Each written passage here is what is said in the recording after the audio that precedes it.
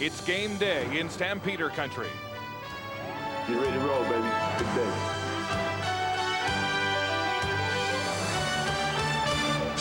Head of the class, Dave Dickinson, the thinking man's quarterback, has defenses confused as Calgary's offensive arithmetic adds up.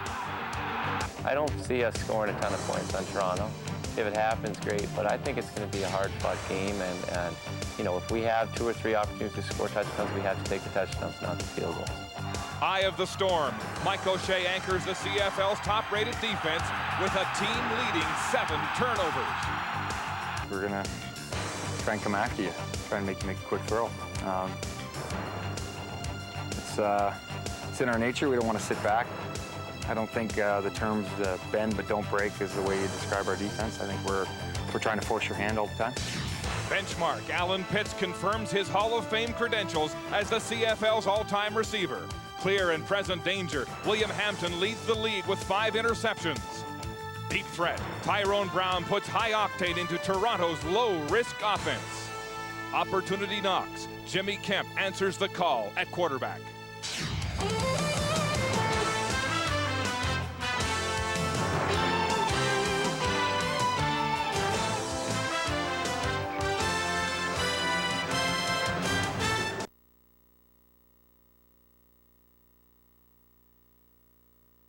On CBC and the road to the Grey Cup.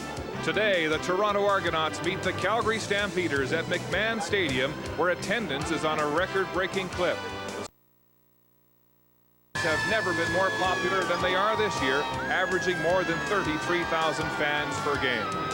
Good afternoon, I'm Mark Lee, and welcome to the CFL on CBC. We're inside McMahon Stadium, where the atmosphere is full of anticipation for the first meeting this season between the Stampeders and the Argonauts. And many of these fans are wondering how Calgary's league-leading passing attack will fare against Toronto's top-rated defense. For more on the game, let's go to the booth now and welcome the men who'll call the proceedings, Chris Cuthbert and Chris Walby.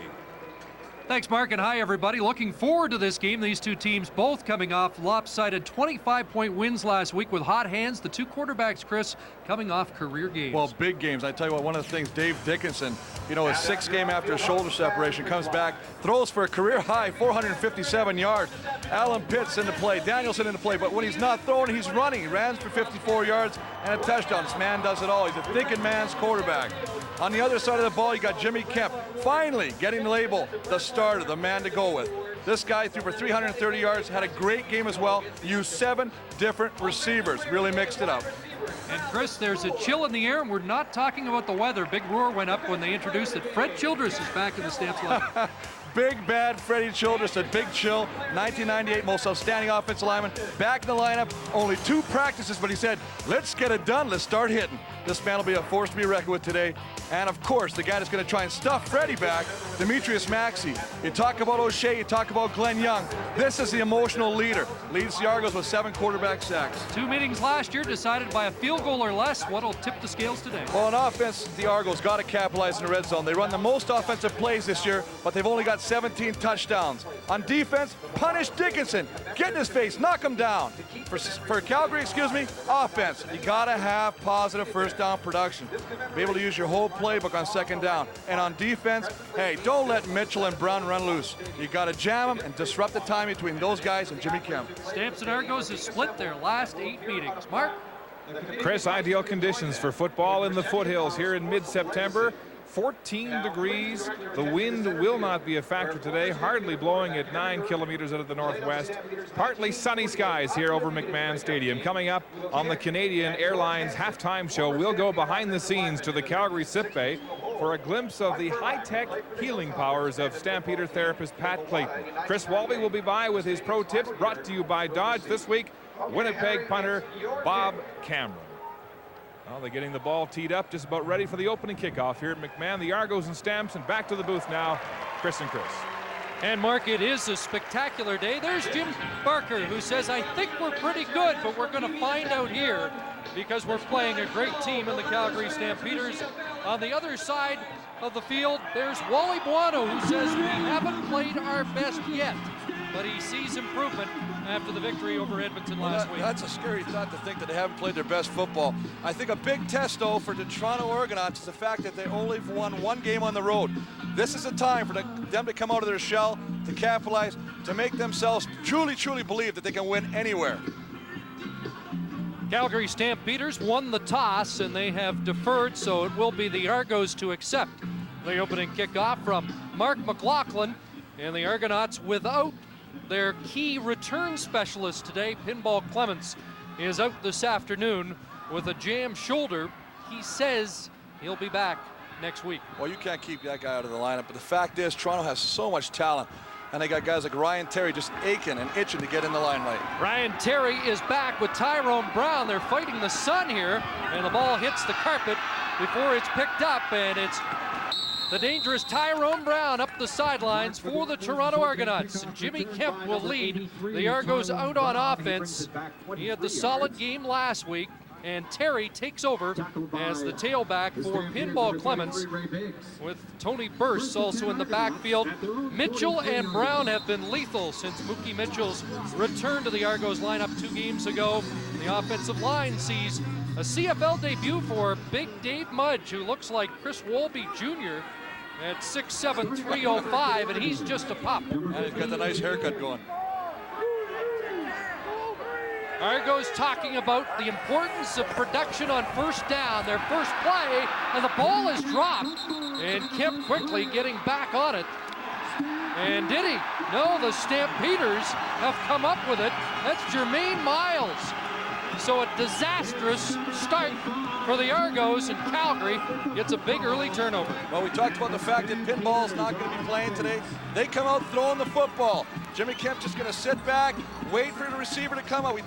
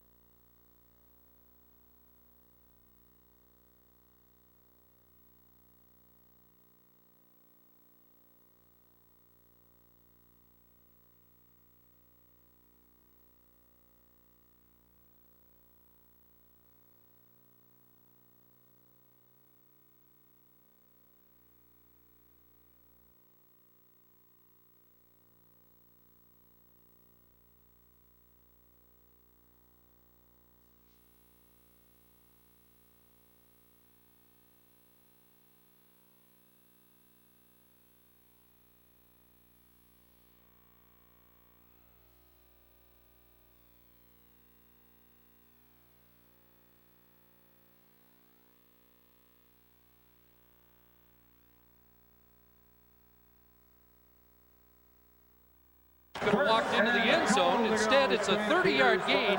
Moore now over 700 yards this season. He's number 4 in the CFL in receiving. 3 receivers left side, 1st and goal. Give Anderson to the 3. And this is something you got to do down here. They want to get something going, get Anderson involved, get the offensive lineman involved, let them knock some heads, let them get into the game, get the juices flowing. The defense to be responsible for stopping them, Jermaine Haley, Demetrius Max, we talked about him in the beginning of the show.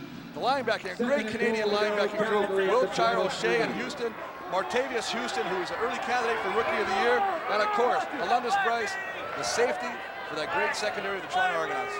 O'Shea limited the gain to 2, 2nd and goal from the 3. Dickinson in the end zone and off the upright, and it's a dead ball, and now 3rd down. Well, he'd like to have that back because he did have the man open. Travis Moore coming across at the back of the end zone, wide open. And as you say, Chris, hits the upright. You know, they work on that in practice, pre-game and the day before practice, and they try and hit the goalpost. This is one time Dave Dickinson wishes he didn't.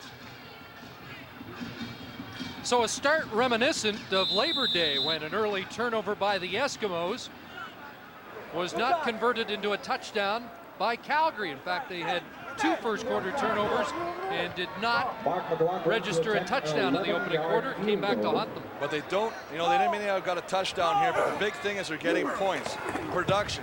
Every time you get that ball, you want to move down the field, you'll take anything, whether it's 3 points or 7 points. But as long as you put something on the board, it's a positive situation. Short field goal by McLaughlin, and Calgary's on the scoreboard at McMahon.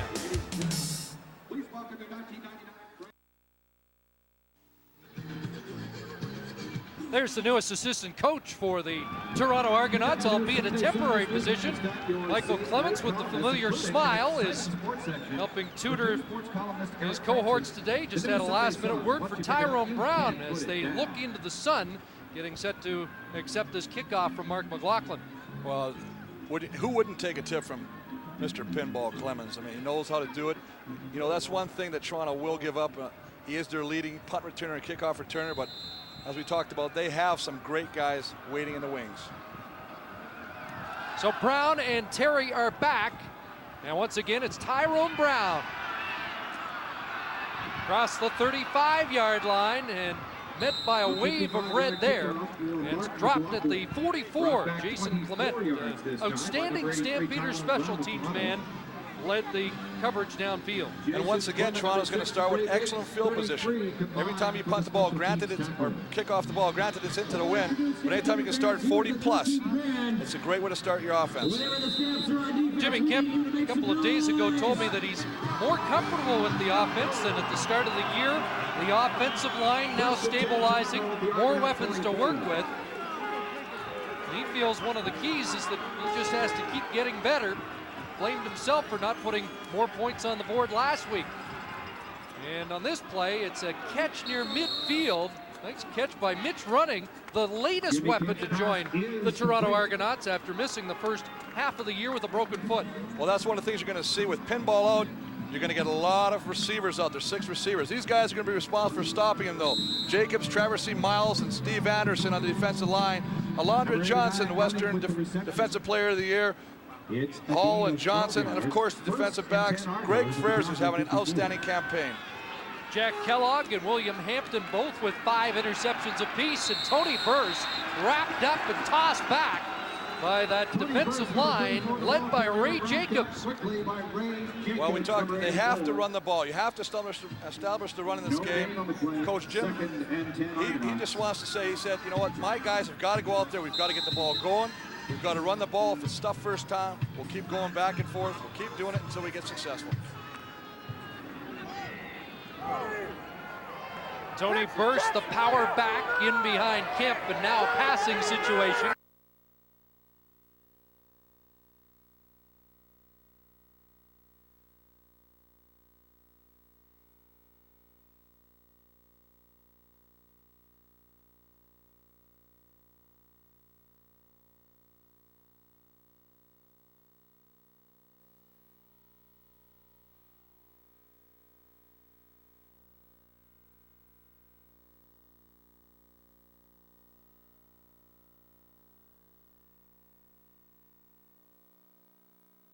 Had the best week of practice as a Toronto Argonaut receiver. Here's the leading punter in the CFL, Noel Prefontaine. Not his best effort, but gets a terrific bounce. And Hampton will let it roll down, and look at this. Try and sweep it into the end zone and concede a point. Prefontaine diving in there. He's a hustling ball player and had his eye on a touchdown. Well, you know what? That is not Prefontaine's best kick. But what they've been trying to work with him on is the fact that he's got such a booming leg. So they say, we want to just take a little bit off the kick now. Punt it in the end zone, but get it close as you can right there. Recover it and put Calgary real deep to start the offensive drive. And as you said, they lucked out sweeping it like a curler, getting into the end zone and only giving up 1 point. Goes for a 55-yard single. Here's Dave Dickinson, who's still playing with a tender shoulder, and he expressed a little bit of concern about that when we chatted with him yesterday. And a special hi today to all the students in the section. I think the more games I play and the more hits I take, the better I'll feel, the more confident I'll be. And you know, it's just, if you don't play through that, everyone out there is sore. Everyone has their aches. And it just shows you, you know, that your teammates are counting on you, and I want to be a guy that's in there. I'm not going to take myself out. Someone else is going to take me out. The shoulder requires surgery. That won't happen till the end of the year unless he's knocked out.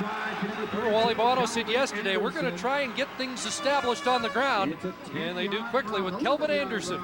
Well, Toronto will line up 5 guys, cover every offensive lineman.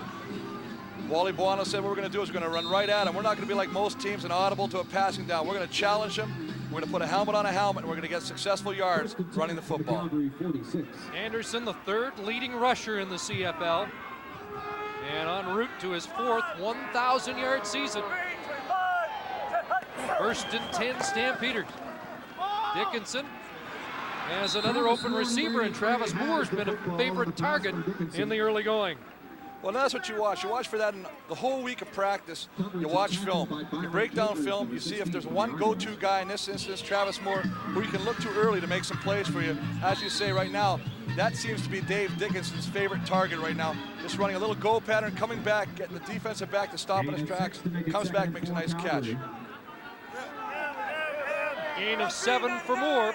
2nd and 3, Stamps. Again, Anderson, a flag down as he's nailed at midfield. It looks like he's just short of the first down. We'll wait for the penalty marker. And they have started to run right behind big freight shoulders. Offside, Toronto number 3, first down. Cornerback Clifton Abraham had moved up and encroached in that 1-yard zone. Well, Toronto anticipated the run on this play. They knew there was 2nd and short. They brought Clifton Abraham up on the line. But what happens? Good. He jumps a little bit, but good offensive thrust by the offensive lineman, and Calvin Anderson finds a hole and gets enough for the first down.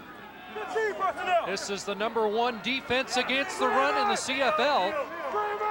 By contrast, Calgary only the 6th best rushing team, but it seems to be one of their secrets today to beat the Argonauts. The intended receiver, Alan Pitts, incomplete, as Roger Dunbrack was putting heat on Dickinson. Well, they're coming from everywhere, and they just get a nice blitz going, a little bit of a twist action. They bring Dunbrack inside. He's wide open.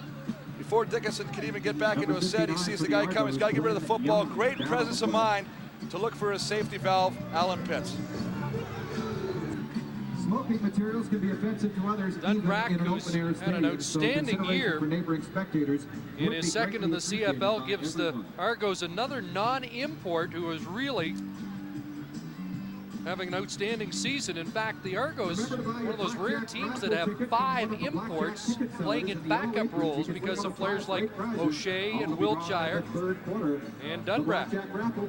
Most definitely. I mean, anytime you get a guy of Dunbrack's quality, came back from injuries, playing very well from Coach Jim Barker, very excited about getting him back in the starting lineup, replacing Anoki Brechterfield. Anytime you can start a non-import, you can put an import somewhere else on offense, and that just adds to your explosive potential on the offensive side of football. There's a Canadian down, though. Glenn Young getting attention from the Argos staff, led by Jerry Townsend. And Young, another one of those Canadian starters on defense that makes the Argos that much stronger. The Canadian content on this Toronto team might be the best in the CFL. Well, the best, and they got youth. They're the youngest team in the CFL right now, and that's what really excites you if you're a coach, because you know that as long as you can keep these guys under contract, and that's going to be up to General Manager Eric Tillman, I mean, you got good things to come for a lot of years. So Young hobbles off, and Fred Perry will take over. And throughout the game, we'll see Fred Perry, Cameron Chance, Dunbrack, and they'll be shuttled in to keep that front of the Argos fresh. 2nd and 10 for Calgary. The ball at the Argo 53. Another flag down. Bonner got to Dickinson, but Dickinson gets it to Pitts. And we'll find out how tender that shoulder is as Dickinson got hit, but still delivered the 11-yard strike to Alan Pitts. Well, we saw this. They're just going to bring everybody off the corner right now, but unfortunately jumped the ball a little bit. Toronto's offside, and nice job of Dickinson to see it, get the ball just before he got smacked, make a nice completion to Alan Pitts.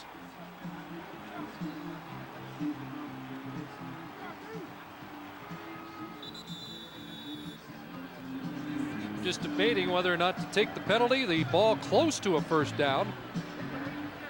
Wally Buono surveying the options midway through the first quarter with Calgary leading 3-1.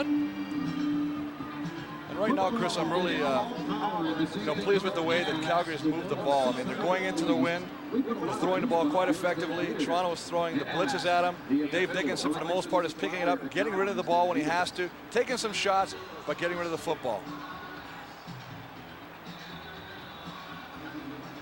And it is a first down,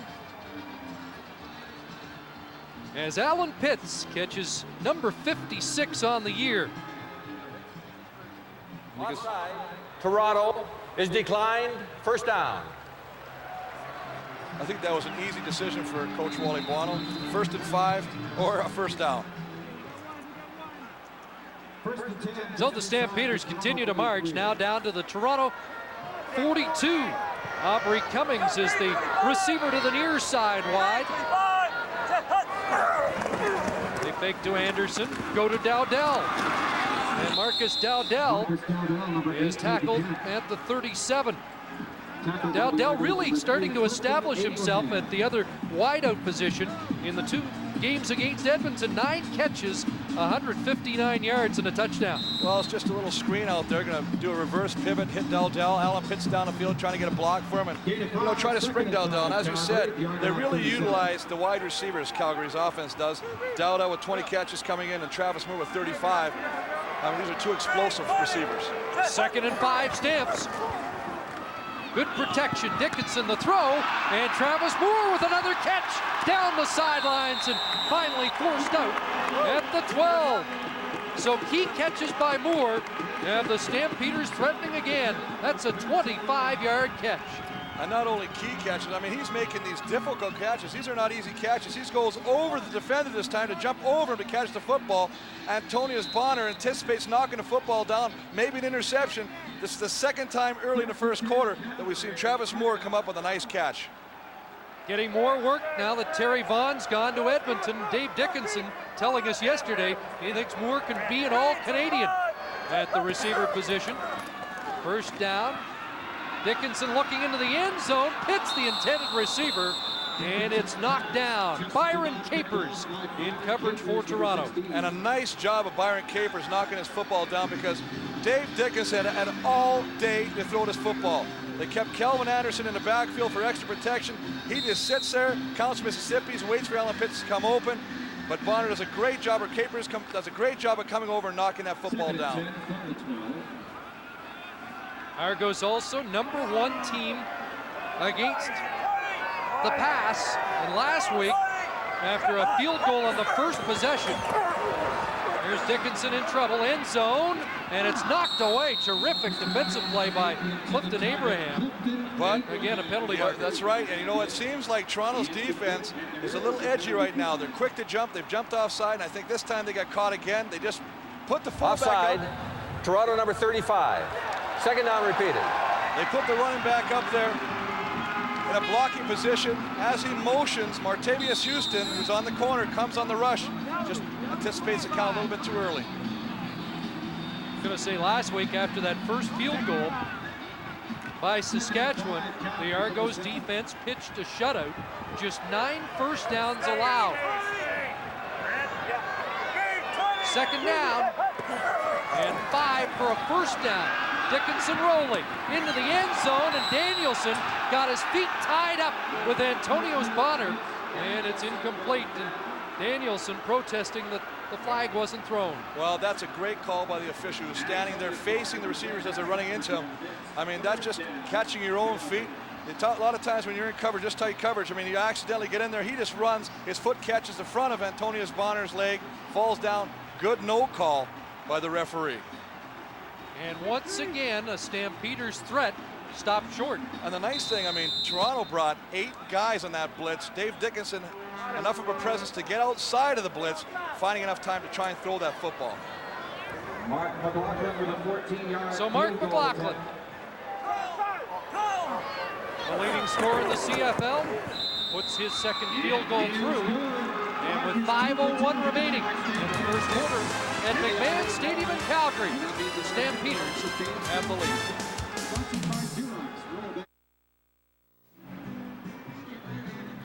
Back in Calgary, there's Jimmy Kemp's dad, Jack, who is a former NFL quarterback and an influential congressman. He's here today as a spectator, and he's been an influential person in Jimmy's quarterbacking career.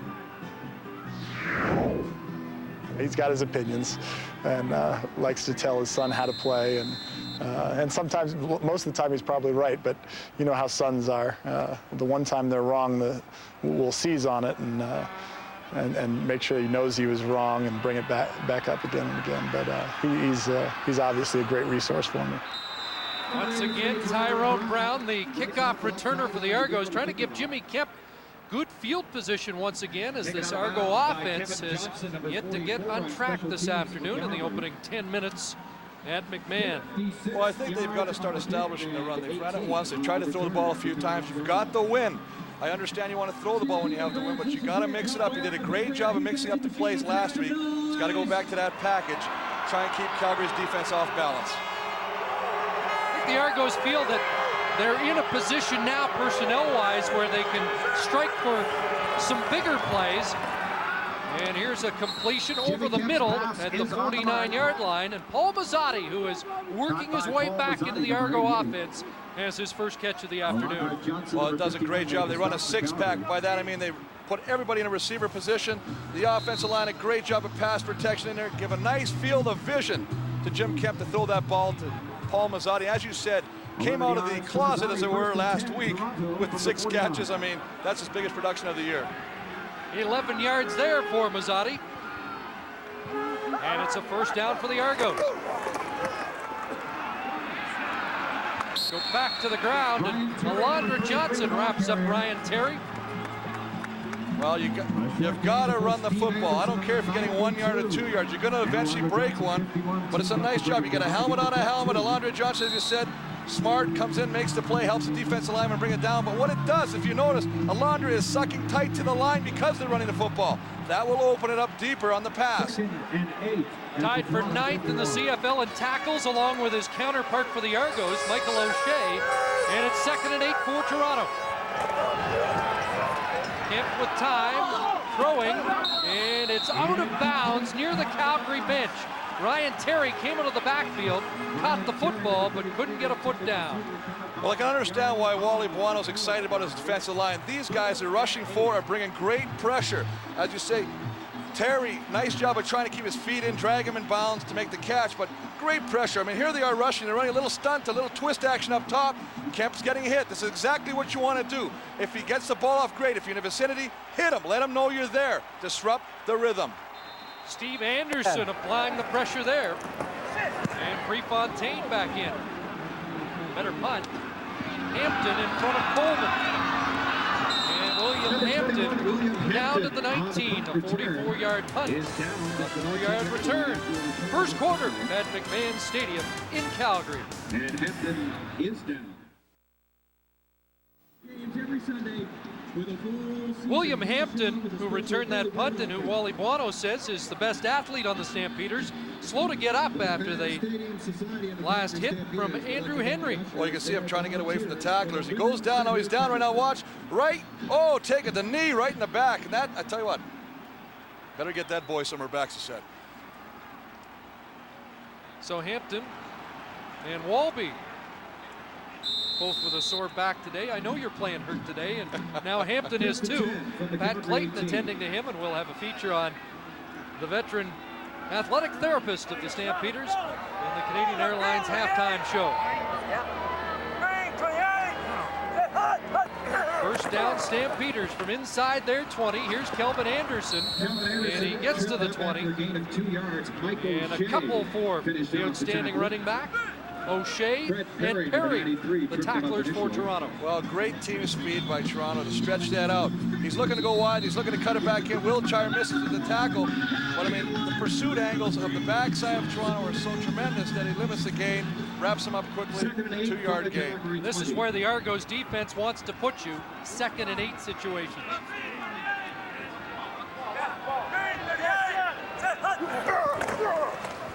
Here they come.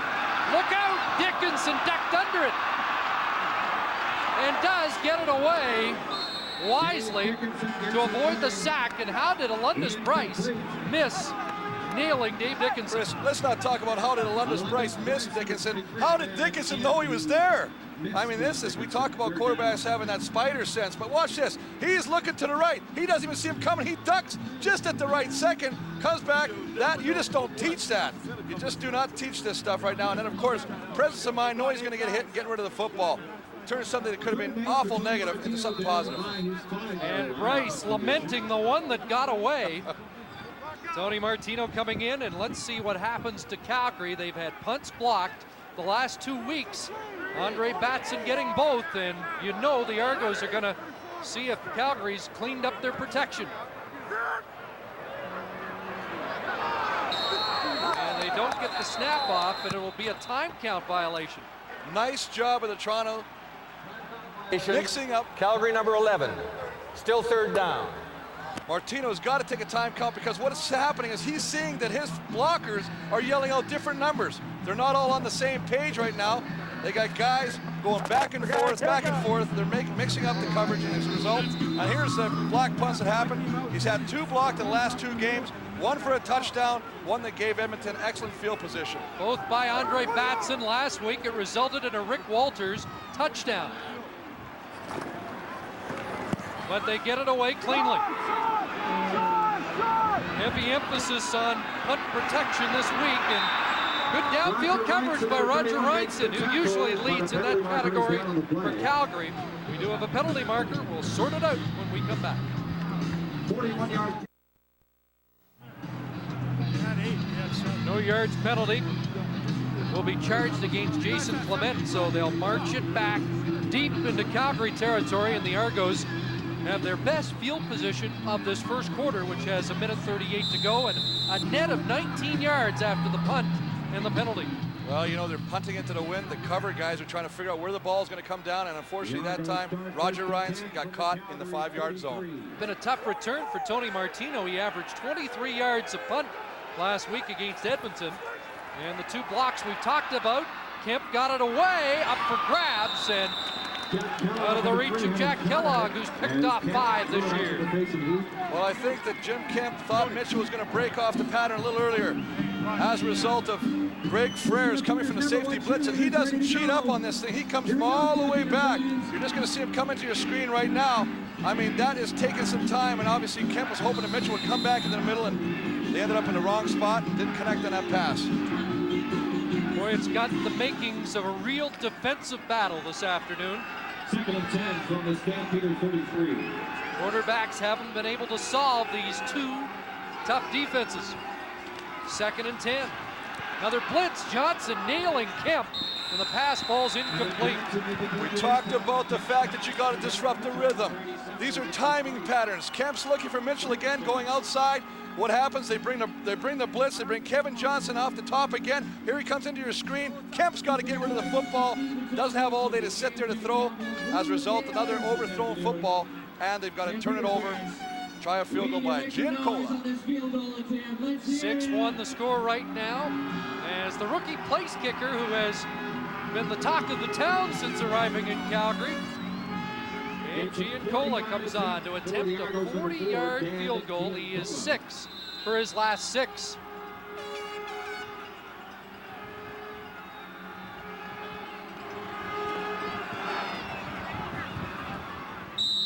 And Giancola nails another. Jim Barker likes the looks of that.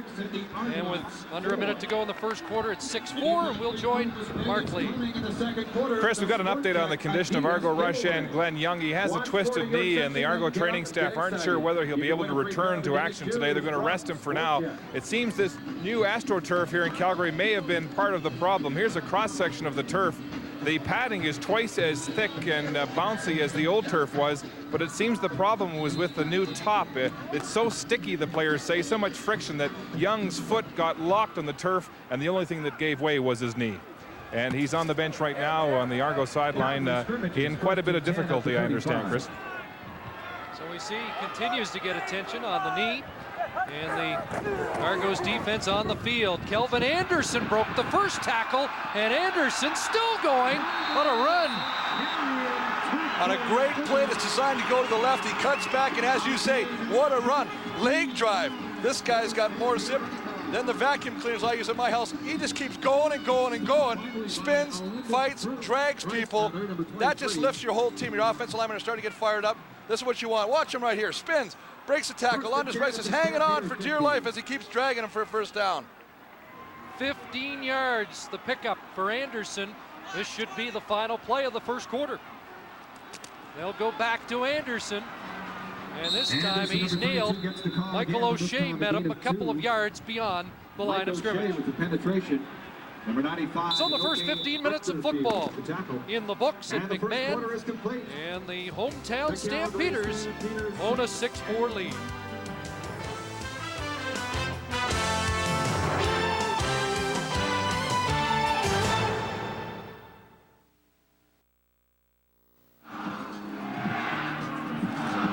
Argos won last year in their visit to McMahon Stadium, but it doesn't happen very often. In the 90s, the Calgary Stampeders, Chris, are 74-12 at McMahon Stadium. That's just an incredible home record. And that's what you say, this is my home. Don't come here and expect to walk out of here with a victory, because we are going to punish you, we're going to beat you, we're going to deflate your ego before you go back on that plane. Well, the egos of either offense a little bit deflated after the first 15 minutes, although historically this year, neither team has done a lot of scoring in the first frame. Yeah, but they're doing different things. The defense is on both sides of the ball.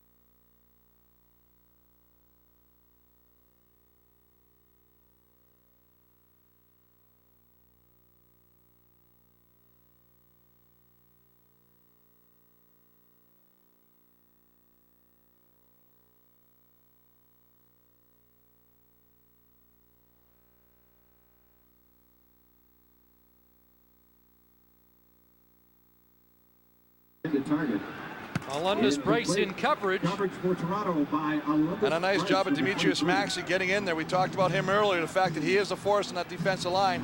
He gets in there and forces Dickinson to throw that ball early, but he gets it on the money, and Vince Danielson wishes he could have that one back again. Now Chris, 2nd and 10, and the Stamps going no huddle. Try to keep this Argo defense off guard. Looked like early movement from Martavius Houston. Dickinson, a free play, down he goes. Tripped up by the middle linebacker, Michael O'Shea. But Martavius Houston is having a hard time with the fullback coming up to the line.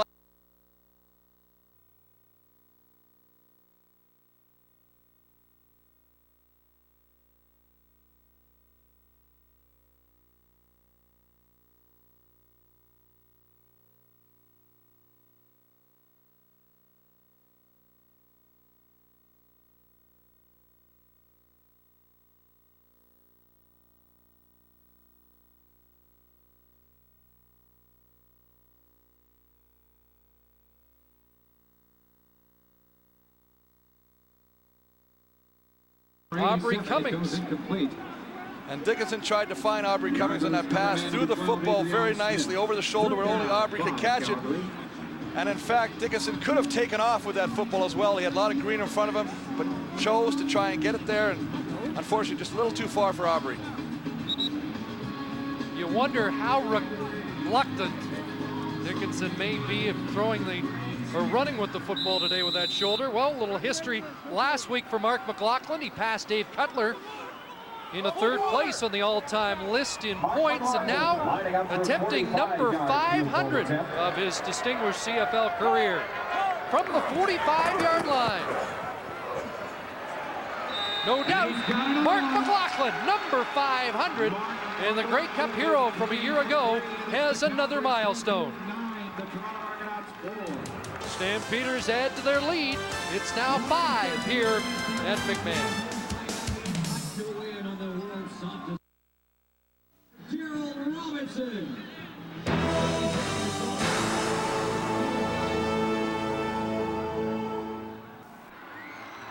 Last year, Calgary won 22-19. The Argos 15-14. Promises to be another low-scoring affair. Mark McLaughlin has provided all 9 points for the Stampeders so far in this game. And Chris, the Argos offense is still kind of idling in neutral. Well, this is something you usually see from the other guys right now. I'm on my lease. Sign this 500 field goal, walked out the field like ho-hum. Just another day at the office. Oh, here's Ryan Terry finding some room right side. And the Iowa product is forced out of bounds, but a first down carry for Ryan Terry. Well, that's what they want to do. They just get behind big Dwayne Morgan, who switched back over to his right side now. He played left tackle last week. He's a normal right tackle, does a great job. Him and Dave Mudge open a big hole, and Ryan Terry takes the pay dirt. So up at the 48, Argos with the first down. They'll go back to Terry, this time tripped up. As Daryl Hall catches him from behind. And it's interesting to hear Jim Barker yesterday talk about Houston and Wiltshire, his outside linebackers. He said they play the Daryl Hall position, and I guess Daryl Hall is really the guy that forged that. Well, that's a heck of a compliment. I mean, he's been playing that position for so long, does everything so well. Covers well, rushes well, and tackles well, as just evidenced by the last play, but just a real smart football player. 2-yard gain, 2nd and 8, Argo. Kemp, Mazzotti, and near midfield, he has the catch, but short of a first down. Just a smart play by Toronto. You got running, catching the ball. You got, running, clearing the pattern. You got Tyrone Brown clearing the pattern. You got Mitchell clearing the pattern. Mazzotti's not going to clear the pattern. He's just going to come back, find the opening, use his 12 years of experience, makes the nice catch. Was a nice catch, but Mazzotti upset that it was at least 3 yards short of the first. And it will bring Noel Prefontaine back in. And there's Marvin Coleman, the leading punt returner in the CFL, back to accept the punt.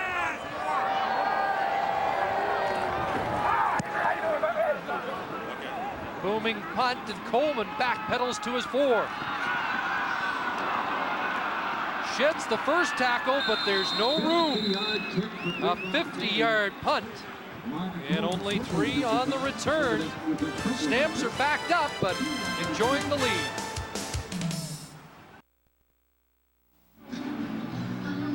Chris Walby, one of your keys was to put some heat on Dave Dickinson today. The Argos have done it with some success. Well, we said, you know, he's got a bad shoulder. You got to start banging him. Don't let him just sit back there and get comfortable. And they've done a great job of always hitting him. And if you notice, they're always hitting him up high, too. None of the leg shots, always around the shoulders. Dickinson's been resilient. They have the ball for the 5th time so far today. Brock Preston into the game, and he gets positive yards. An 11-yard carry for the backup running back, the understudy to Kelvin Anderson out of Florida State. Just a nice job again of the offensive lineman, getting a helmet on somebody, moving the pile backwards, letting Rock Preston find the opening. It's supposed to go to the right behind big Fred Childress. He cuts it back left, does a nice job of picking up positive yards. Won a job in training camp because Preston showed Wally Buono he knew what to do with the rock. And now Anderson in. as Calgary has a little breathing room and a first down at their 20. Dickinson, Dowdell, and Marcus Dowdell stepped out. They'll mark it at the 34. It is a first down. Well, Calvin Anderson did this when he carries the football. He does not, he refuses to let the first guy tackle him. It seems to be contagious, and in this play, Dowdell gets the ball. He's not gonna let the defender tackle him. He makes a couple of people come and take him down. He's gonna get him, beat Capers, come back in, unfortunately steps out of bounds, but you're gonna have to swarm this guy to bring him down. Stamps the #1 passing team in the CFL, averaging 288 yards per game. Dickinson behind Travis Moore, incomplete. And you know, one of the things we haven't seen yet, Chris, we haven't really seen Dickinson go deep. He's really content to go with the 8-9 yarders, just find the open receiver, pick himself, kind of a conservative offense, but just take positive things each time. Unfortunately, in that play, a little overhead, a little behind the receiver. There's George Cortez, the offensive coordinator. Is that because they're really focusing on positive yards on first down? Yeah, exactly. You want to get a worst scenario, you want to go 2nd and short so you can use the whole playbook. Here's worst scenario, 2nd and 10 against the multi-dimensional defense. The blitz is on, but wide open. It's Kelvin Anderson. They burn the blitz, and Anderson is going to score. Touchdown, Stamps. 76 yards, but it may come at an expensive price. Dave Dickinson was rocked. Well, he was rocked, but what smarts by Dickinson and Anderson, recognizing the all-out blitz of the Toronto Argonauts. Anderson curls back in the middle. They're bringing everybody. There's nobody in the middle. He dumps the pass off and lets Calvin Anderson do the rest, breaks a couple tackles, and takes it in for the touchdown. Kelvin Anderson celebrates, and Dave Dickinson will be the focus of concern at the Stampeder bench as Pat Clayton goes to work. Well, quarterbacks get paid the big money. Why? They got to have courage. You got to stand in there knowing you're going to get hit and try to make something positive. He does a great job of seeing the blitz and getting rid of the football. Pays the price, as you say, but look at the results. A touchdown.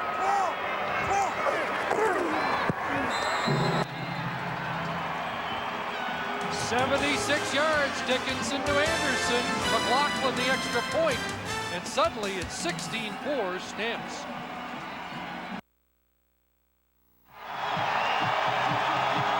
Dave Dickinson paid a price to produce the longest play from scrimmage for the Stampeders this year, 76 yards to Anderson, his first touchdown reception. Well, this is Alundis Bryce right here. He is the safety. He comes up. If he's coming up, there's nobody in the middle. Dickinson sees that, just flops the ball over to Anderson. Nobody in the middle. He makes the catch and takes it all the way for the touchdown. As you say, though, he paid the price from O'Shea. Tyrone Brown from inside his 10. Out to the 25, Kevin Johnson amongst the tacklers. Well, if it's any consolation, it's at least not the shoulder of Dickinson they're working on. Well, when you're bringing this many guys, you don't have enough to block them all up. O'Shea comes free right in the middle, pounds Dickinson. But as you say, this is just great recognition by the running back, Calvin Anderson, seeing the all-out blitz, finding the opening space, getting the football, and doing the rest himself by taking it all the way for a touchdown.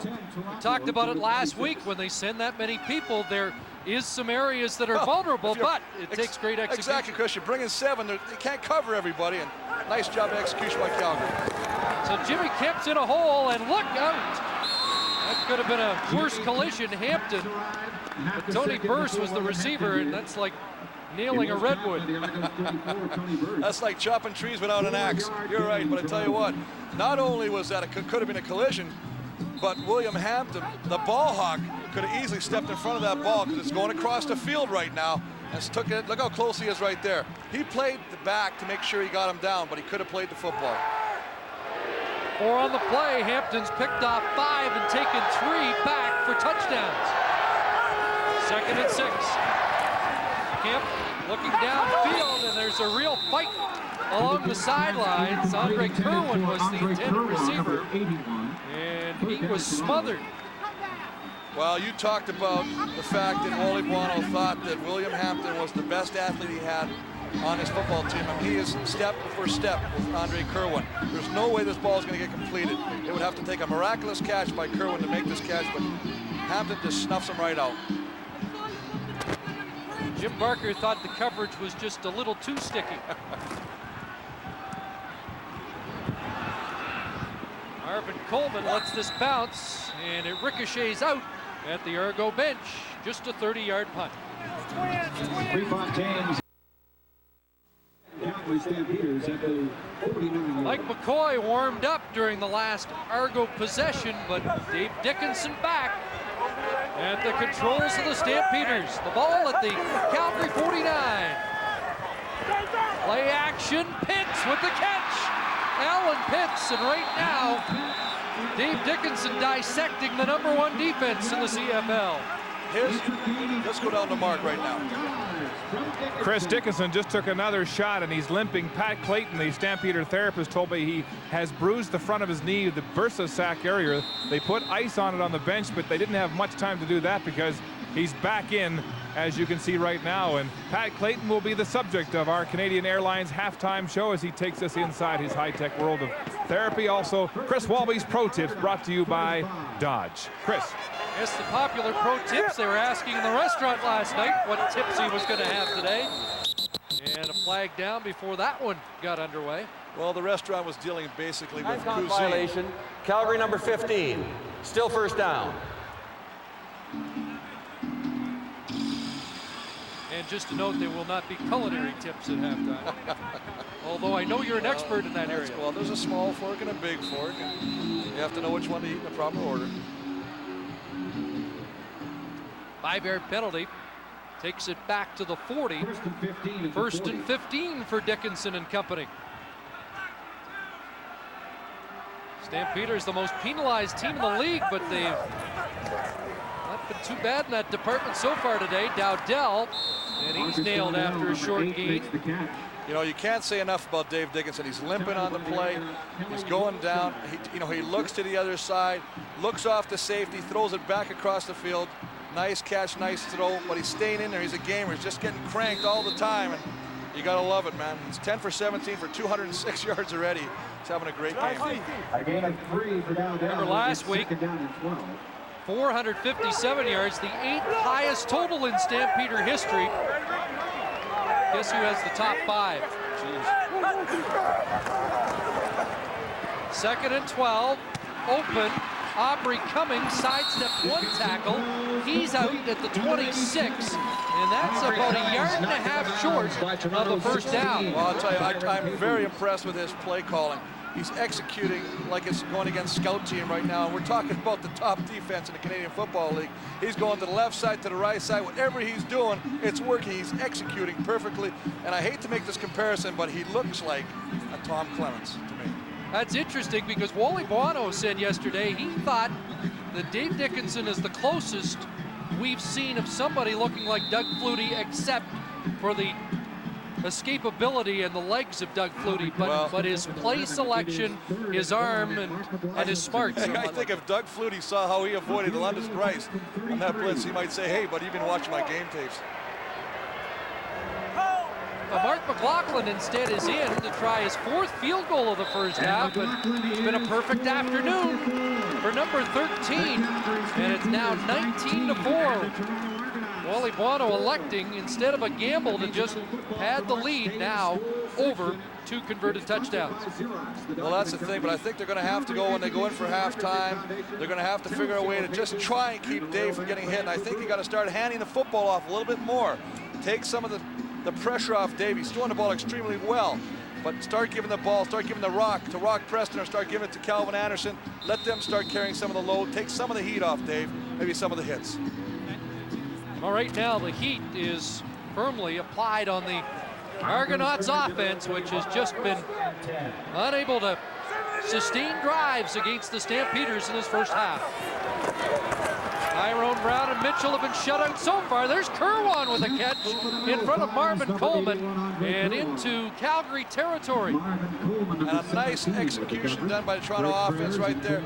As you say, Andre Kerwin just working on Marvin Coleman, takes him deep, curls it in a little bit on the inside, ball. Jimmy Kemp right on the money. Nice throw. That's what you want to look. He's looking right at it, puts it where only he can catch it.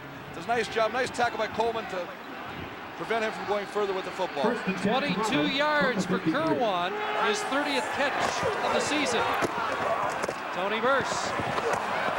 And he's a tough guy to bring down. Burse crashing down to the 43. And that's a gain of 9. Well, he just keeps coming and he keeps coming. I mean, this is a big man. They got him listed at 220, but I tell you what, talking to him before the game, he's more than 220 and he's solid. This man is a solid man. He's got tree trunks for legs, little human boys for legs. You just can't bring him down with one arm. You got to put a body on him. He's had a lot of punishment this year. This is game 23 for Tony Burse, who played in the Arena League earlier this season. 2nd and 1. Play action. Look out. Kemp got it away, but it's over the head of Daryl Mitchell, the intended receiver, as Kevin Johnson came hard on Jimmy Kemp. Well, nice job. Sometimes they rush 4, sometimes they bring 5. This time they bring Kevin Johnson from the outside. He goes over the top. He gets a shot at Jimmy Kemp, but not after he's thrown that football. But Kemp knows he hangs onto that football too long. He's going to pay for it. Throws a little fast. As a result, a little over the head of Mitchell. Johnson, the Ohio State product. Jeff Traversy limping off. 3rd down. A yard to go. And now 3rd and a yard. This is Tony Burse territory. No, it'll be Kemp, and he'll take it himself. Got hooked up with the official, but we'll move the sticks. And a smart move by Jimmy Kemp. Seeing everybody inside the box, inside the tackles, the 2 offensive tackles. He punches, he knows that the offensive line is going to come off the ball. The defensive line is going to pitch, try and get underneath the offensive lineman. He just goes right there. Nice block by number 39. Woo! We're going to have to start giving that guy a paycheck for the offensive side of the football. 4 minutes, 4 seconds to go in the first half. And the Argonauts trying to cut into a 15-point Calgary lead. Kemp over the middle, it's complete. And Paul Mazzotti at the 25-yard line has his 3rd catch of this first half. And again, Mitchell and Brown have been shut out, so Mazzotti has to pick up the slack. This just shows you how much talent they have in this Argonaut receiving corps. I mean, we talked to Mazzotti about 3 or 4 weeks ago. You know, his chin wasn't really down, but he wasn't the same Paul Mazzotti. He wasn't full of spit and vinegar. Talking to him yesterday in the hotel lobby, he goes, "Hey man, did you see me last week? Watch for me today." So, I mean, he figures he's back in the offense. He's excited. First down Argos, Calgary 25. Ryan Terry, a couple. Ray Jacobs made the first contact with the Argos running back. And it's a nice job of the Toronto Argonauts to mix it up. This is how you get a defense off balance. You can't stay with one side of the ball. They ran the football 31 times last week, threw it for 35, and that's how you mix it up. And they kept Saskatchewan confused, and that's what they're going to try to attempt to do to the Calgary Stampeders.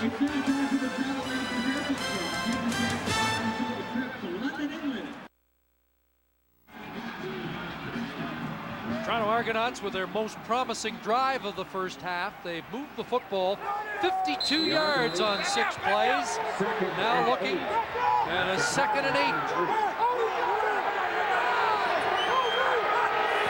5 receivers to the right. They come across to Mitchell and he only gets one hand on it and it falls incomplete. And I don't think that this is what they actually wanted to have happen, because the coverage was great. It looked like Ryan Terry was going to try and do a little bit of a pick to spring Mitchell, but unfortunately can't get it around. He tries to come across. Good pressure by Alondra Johnson getting in his face, forcing again Kemp not to get that rhythm going with Mitchell and Brown, his 2 favorite receivers. Have yet to been able to spring Mitchell on the familiar crossing pattern. And here's Giancola. And again, we're at the scenario, Chris. You know, they've run the most plays from scrimmage in the league, but they're failing to capitalize in the red zone. And once again, they got to settle, as you said, for a Giancola field goal. From 30 yards, he's 2 for 2. Giancola is good from 30 yards out to make the score. So Giancola with a couple of field goals and now Stampeders with a 19-7 lead. Here again, Mark Lee. Thanks, Chris. Here's Argo President Bob Nicholson, who has fielded a lot of questions this week about the impending sale of the Argonauts. Bob, what can you tell us about the interest that's out there right now in terms of people wanting to purchase this franchise? Well, Mark, it's a little premature. I know that we've, through the league and ourselves, have been some expressions of interest. There's a few people out there that are, and I think somewhere in the near future there will be sort of finalized process on how the club might be sold, and at that point there'll be an announcement, and I would expect that maybe there will be more people coming forward then. What about the talk of Toronto doing what Montreal did, and that is going back to the future at McGill? In your case, Toronto moving to Varsity Stadium. Is that realistic? Isn't that going to be demolished? It really is not something I could give a definitive answer to. You know, we have a great stadium, and certainly if anybody coming in might want to look at other options. Varsity, as far as I know, is not going to be around in a year or so, but that may change, and I guess we'll have to stay tuned. All right, Bob, thanks for your time. Thanks, Mark. Back up to the booth. Chris? Bob Nicholson, the president. There's a guy who has been touted as a future president of the Toronto Argonauts. And you know what, he'd get a lot of votes because I tell you what, all around the league, the players love him and they think he'd do great things for us. Kelvin Anderson, number 32, Rock Preston. 50 left in this first half. And Rock's got the rock again. Here goes Preston, flag down. And Preston across the 40-yard line. Is across the 40-yard line, and there's a flag about 10 yards behind him. Nice job of returning by the Rock. As you said, he gets the football and he just heads north and south, but Wiltshire a little shaken up right now on the play. And they cannot afford to lose him. Calgary number 4, first down. Darryl Hall called for the illegal block, which will take the football back, and as you can see, Mike McCoy has come on for Dave Dickinson, as apparently the knee problems have gotten worse for the starting quarterback of the Stampeders. Well, they mentioned the bursa sack, and that's the front of your kneecap, and it's like taking a hammer, sit in the couch, hit your knee with a hammer. I guarantee you within about 10 minutes it'll start filling up with fluid. The ice will control that for a minute, but after a while it's just going to get so filled with fluid that you won't be able to bend it and move it in the normal direction. Don't try it at home. But Wiltshire, this is a major cause for concern. Remember, they've lost Glenn Young during the course of this first half, and now the outstanding Canadian linebacker Kelly Wiltshire, who Wally Buono spoke highly of yesterday. Well, he's having a great year again, as well as he did last year. I mean, he's smart, he loves the game, and he's fired up. We did a feature on him last week. I mean, he just comes to play every time, and he's a leader. He's only he's only been in the league 3 years, but he just leads by example, and they love him out there. And of course, talking about Glenn Young getting banged up earlier, you cannot afford to lose another Canadian. We talked about the value of the non-imports. This is something you can't or you don't want to see. Number 26, Kelly Wiltshire of the Argonauts gets a handoff. Buono said that if he'd had a vote, Kelly Wiltshire would have been his top Canadian in the CFL last year. So Wiltshire's been hobbled, and without Young, and injuries part of the game, and they're tough to handle no matter who they are, but compounded when they're Canadian guys, Canadian starters. Exactly, Chris. Now you got to bring J.P. Darts, the long snapper, in, and what happens now, communication becomes a problem. You know, when you got the same group of guys working in there, when receivers start going around and moving around, you know, you just yell a number. You got your little system. You can use ice cream color, banana, or anything. You know what you're going to do. Now you got a new guy in there. What happens, there's communication breakdowns, and usually as a result, big plays happen against you. So Mike McCoy goes to work from the Stampeder 19 with 2:44 to go first half. Kelvin Anderson across the 20 to the 22. Anderson with a pickup of 3. And the Argos defense have noticed moving some people around, and Wayne Shaw, a backup Canadian defensive player, has come in on the corner. And I think Clifton Abraham's moved up too. Well, you know, this is what we talked about. Now you got guys in different positions. You've got to get settled down. You've already played almost a half of football. Now you got to play a new position and try and do it quickly. 2nd and 6, McCoy takes a look. Danielson can't reach the pass, and there was Clifton Abraham step for step with the big Canadian receiver. A nice job of staying step for step, but staying inside of the receiver. Danielson would have had to take the ball over the body to make the catch, and that wasn't going to happen. A great job of coverage by Clifton Abraham. Now, Chris, a little bit of a momentum change here. Argos are going to get the ball back with a couple of minutes to go and pretty decent field position. You know what? During the course of this season, the defense has kept the Toronto Argonauts in games. Now it's going to be up to the Toronto Argonaut offense to start moving the football because of the injury situation. Adrian Smith is the lone man deep. Adrian Smith, the lone man back for Toronto. Tony Martino. Smith from the Argo 50. And a wave of tacklers downfield. He had nowhere to go. Roger Reinson and Ray Biggs led the charge. Well, just a reminder to log on to the CFL on CBC website, and you can be a part of the special half-hour show, Walby's World. Ask Chris a question that might be on your mind concerning the CFL. I have another question for you, but I won't talk about your weight, but I will talk about your weight training, your biggest bench press. Well, you know what? We got close to that 500 mark. I tell you, there's a lot of guys. I know Chad Folk, the starting center for Toronto, he's touted as one of the strongest guys in the CFL with a bench of 500. We had a guy named Doc Lucky, 630-pound bench press. These guys were animals. Wow. Daryl Mitchell has his first catch of the afternoon. It's 15 yards, and Mitchell's a guy that the Argos have to utilize. They're going to win this afternoon. Well, I think they got to start putting Mitchell in different situations. Last week, we saw him playing out of the running back position. Put him in all parts of the field. Try and confuse the defense.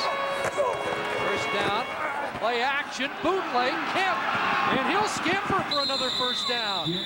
Boy, he sold the fake to Burse, and Kemp does it himself. Well, I think his dad up in the booth, though, Jack Kemp will be pretty happy with that play right there. That's something he did when he played in the NFL. Just a nice job. You don't expect Jim Kemp to take off with the football. Saw a little bit of this last week. He thinks, does a little bootleg, everybody else is following the running back, and he's wide open, takes for a nice gain and a first down. I'm not sure you can call a former vice presidential candidate old Jack Kemp. Well, that's why I'm in Canada and he's in the United States.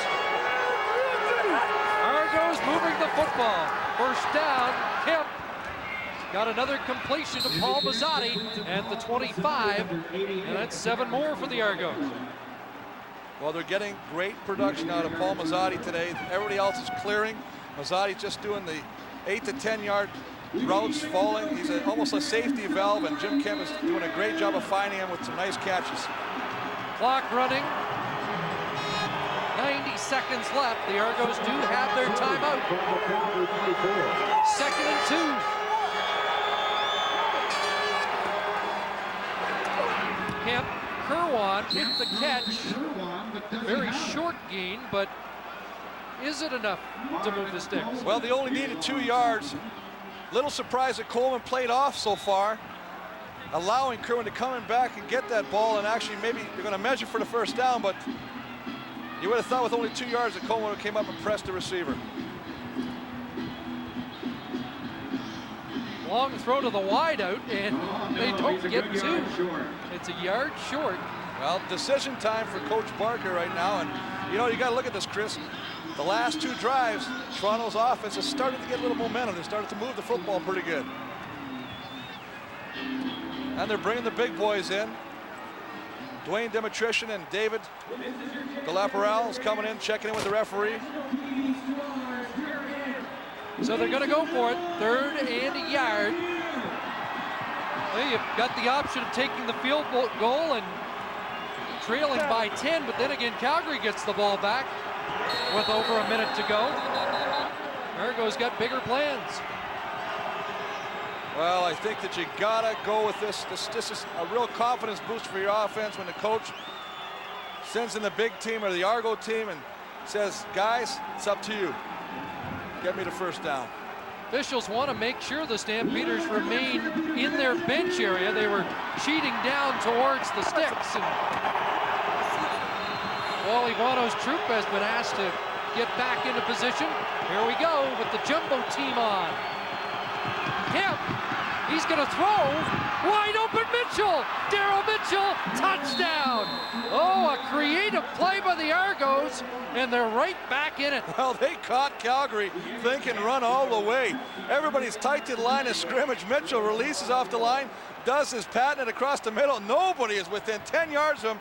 Nice catch and takes it in the end zone. As you say, that is something you work on in practice. They found the right situation. They've scouted the film. They know what Calgary's defense does in short yardage situations, and they exploit it. Kemp nearly was tripped up in the backfield, but able to right himself and throw the strike to Daryl Mitchell. And it's a different game here at McMahon as the Argos have battled back into it. You know, Jim Barker's got a little gambler in him. Last week we saw him on a 3rd and 4 from the 41, go for it and make it against Saskatchewan.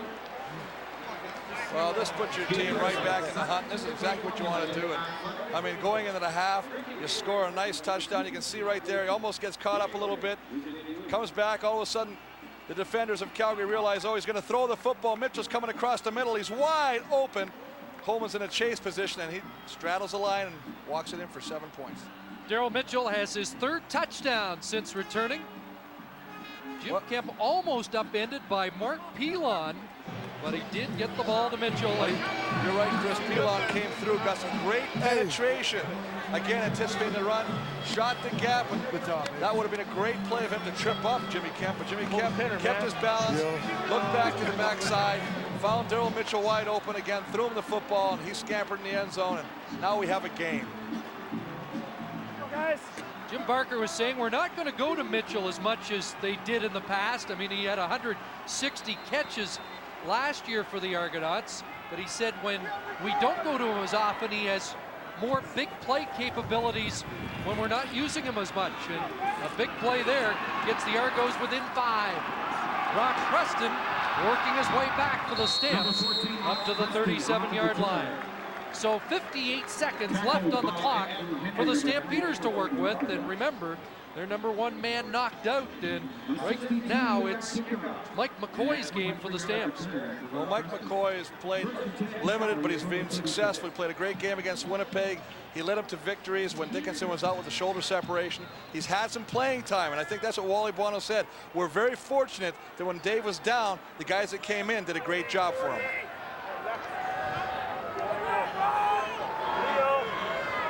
Even. McCoy, Danielson over the middle, shedded the tackle of O'Shea, but no further as Martavius Houston is there. Well, you got under a minute to go, Chris, and McCoy's doing a nice job, just taking what the Toronto defense will give him, move it down the field. Worst scenario, let's try and get 3 points. Best scenario, let's put it in for a touchdown. Last week, maybe the key plays of the game against Edmonton when Dickinson led the Stampeders on a touchdown drive in the final minute of the first half, giving the Stampeders the lead at halftime. McCoy's in some trouble. Rolling right, jump ball, and it falls out of bounds. Throwing it up down the sideline. Well, Mike McCoy, not a lot of foot speed, but like Dickinson, he does have the ability to escape. Well, you may not have a lot of foot speed, but when you got big men chasing you, all of a sudden you bring it up a notch, and you do just enough to get out of their grasp, and he does that, and luckily enough gets to throw the football out of bounds or just where nobody can catch it.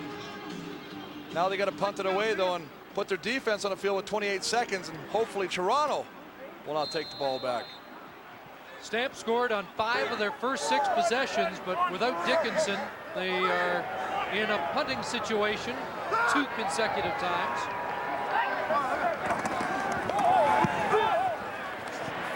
High Martino punt, his best of the day, over the shoulder catch by Smith, and a great downfield play by Aldi Henry, who's been outstanding on special teams all season long.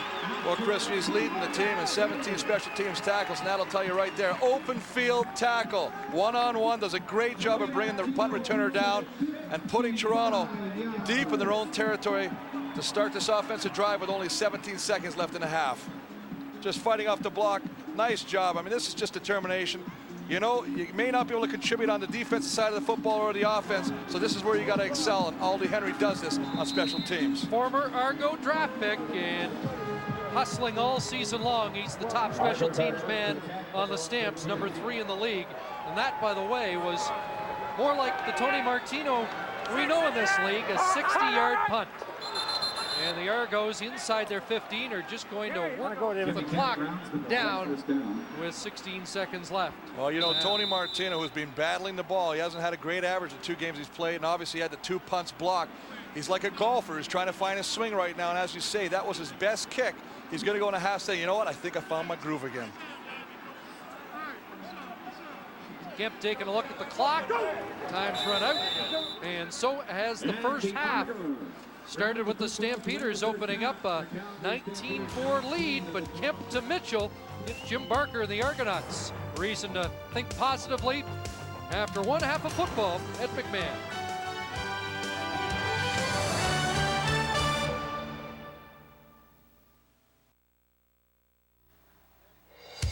The Canadian Airlines halftime show on CBC. Brought to you by Canadian Airlines, a member of One World. And thanks for joining us on the Canadian Airlines halftime show, where the Stampeders lead the Argos 19-14 at the half. Well, football, as you've seen, is a game of controlled violence. Injuries are a painful and costly matter of fact. And therapists like Calgary's Pat Clayton are using a sophisticated brand of sports medicine to fix broken athletes and put them back into harm's way.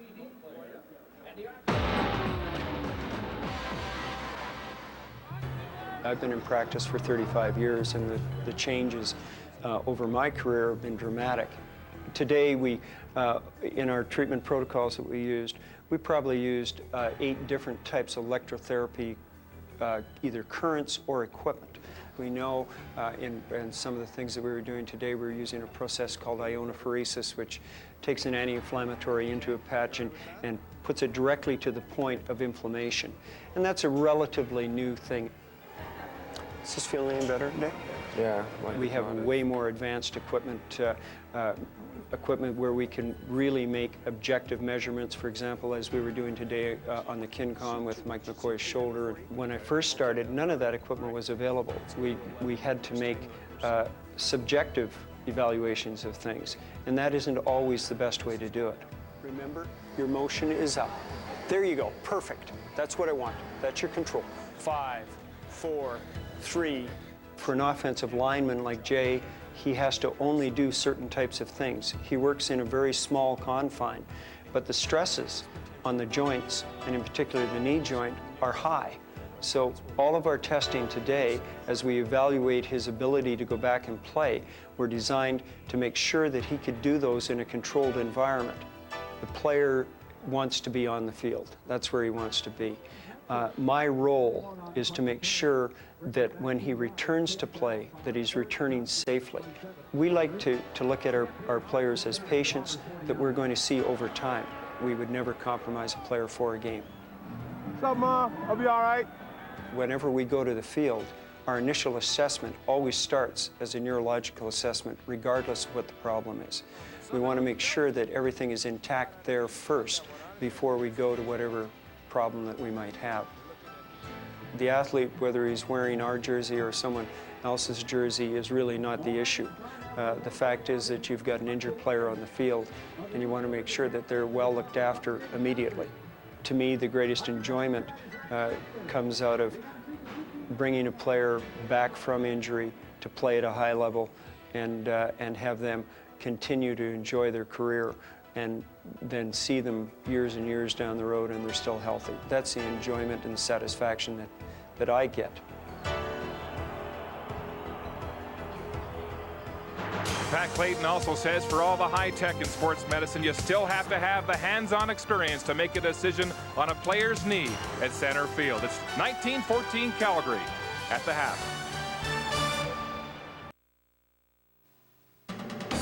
Pro Tips with Chris Waldy. Brought to you by Dodge. Welcome to Pro Tips. How important is field position? Let me tell you, it is extremely important. How is it controlled? Special teams. And one aspect of special teams is the punter. And with me today, is one of the greatest punters in CFL history, Mr. Bob Cameron.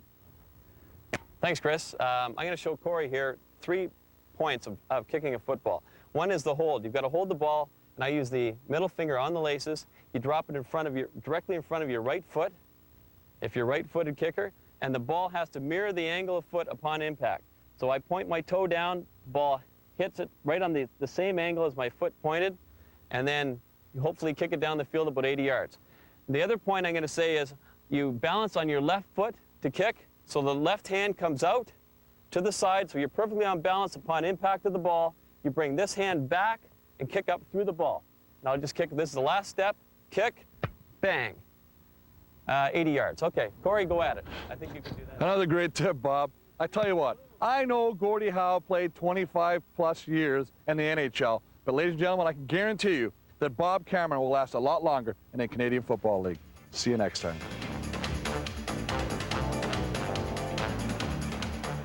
And welcome back to the Canadian Airlines halftime show here at McMahon Stadium. 19-14, the Stamps in front of the Argos at the half. I'm not sure if you asked Bob about open field tackles. Maybe we'll get to that point another time. What about this football game in the first half? Started out as a defensive struggle. Suddenly there's 33 points on the board. Yeah, I had to double check the score because really it looked like both offenses were having trouble solving things. It seemed to me, Chris, the turning point for Toronto in the first half was a Calgary touchdown. Well, yeah, there's a lot of turnovers, a lot of things happening right now, but you know what? They got to run the football. Here you can see right now, Toronto bringing the all-out blitz. That's their big play. Nice job of Dave Dickinson hitting the outside release pattern by Calvin Anderson, who takes it all the way. You got to work together against this in practice. They do it, and they execute it perfectly.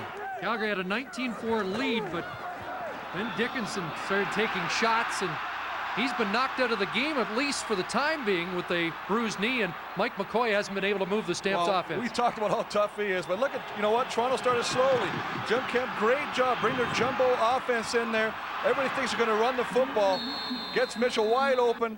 Nice job, nice touchdown, and now they're gaining momentum going to the second half. Still think the Argos got to be able to get Tyrone Brown and Daryl Mitchell, who got the touchdown, more involved in the offense. Well, Paul Mazzotti has been their big go-to guy in the Toronto offense, but I still think from Calgary, run the football. From Toronto, run the football, because you got to get those linebackers coming into your face so you can get the passing game working downfield. You know, Mark, over the last few years, it has been very tight between these two teams. Looks like we got another good one. Can't wait for it. And guys, this was the scene at 10:52. We'll have that for you right there at 10:52 of the second quarter last week, as Alan Pitts became the CFL's all-time leading receiver in receiving yardage, breaking Ray Elgaard's record. It took Elgaard 14 seasons. Alan Pitts did it in 10, and this was the scene just moments ago at halftime as the picture of that record-breaking moment, a beautiful picture indeed, was presented to Alan Pitts here at McMahon Stadium. 19-14, Pitts and the Stamps in front. We're back with the second half right after this. The Canadian Airlines halftime show on CBC. Brought to you by Canadian Airlines, a member of One World.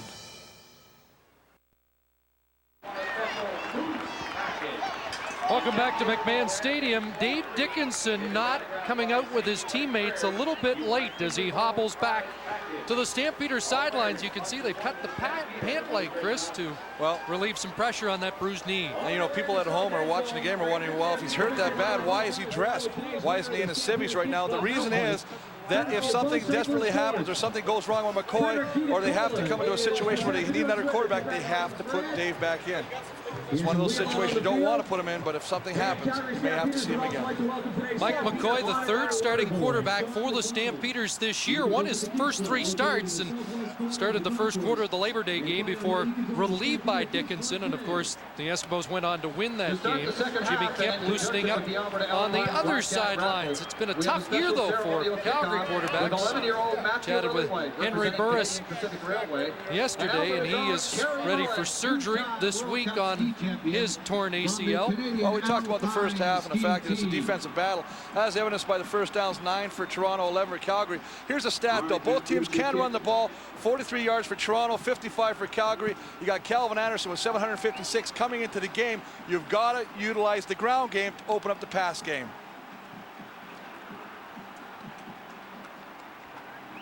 So it was a half dominated by the Stampeders, but the late touchdown by the Argos puts a different complexion on this game.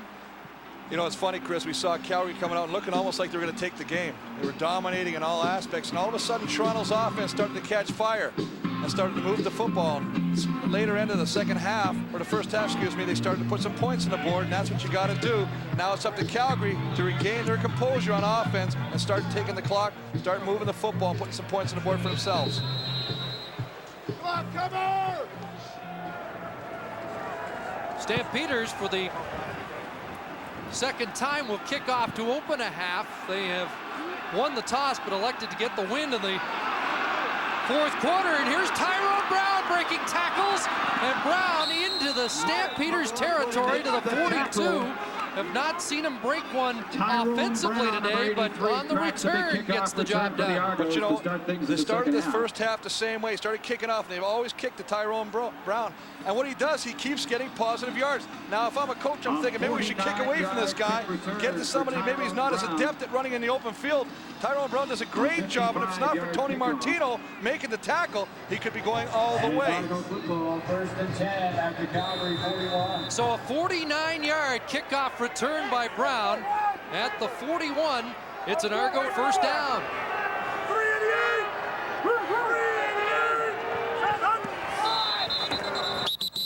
And somebody on that Argo offense jumped offside. First offensive play of the opening half, the fumble by Kemp, and now a penalty. Offside, Toronto 87. Still first down. And Daryl Mitchell was over anxious to see if the Argos can build on the momentum that they built offensively late in the second quarter. Well, Coach Jeff Fairholm said he wanted his receivers, because of the fear of the jam by the Calgary defenders, to get a little running start off the line of scrimmage, and he just got caught that time. A little over anxious and got called on it. The old Ray Elgard start. Here's the hitch pattern, and Mitchell tries to get it outside, and he's knocked out of bounds at the Stampeder bench by William Hampton. Unable to turn the corner, they'll mark it at the 43. And a nice job of stringing that out. I mean, it's just a quick hitch pass. Just throw him right out there, let him get some blocking ahead of him, and hopefully with his speed he can get to the corner and break it into the open field. Just a nice job of stretching that out by the Calgary defense on a dangerous receiver.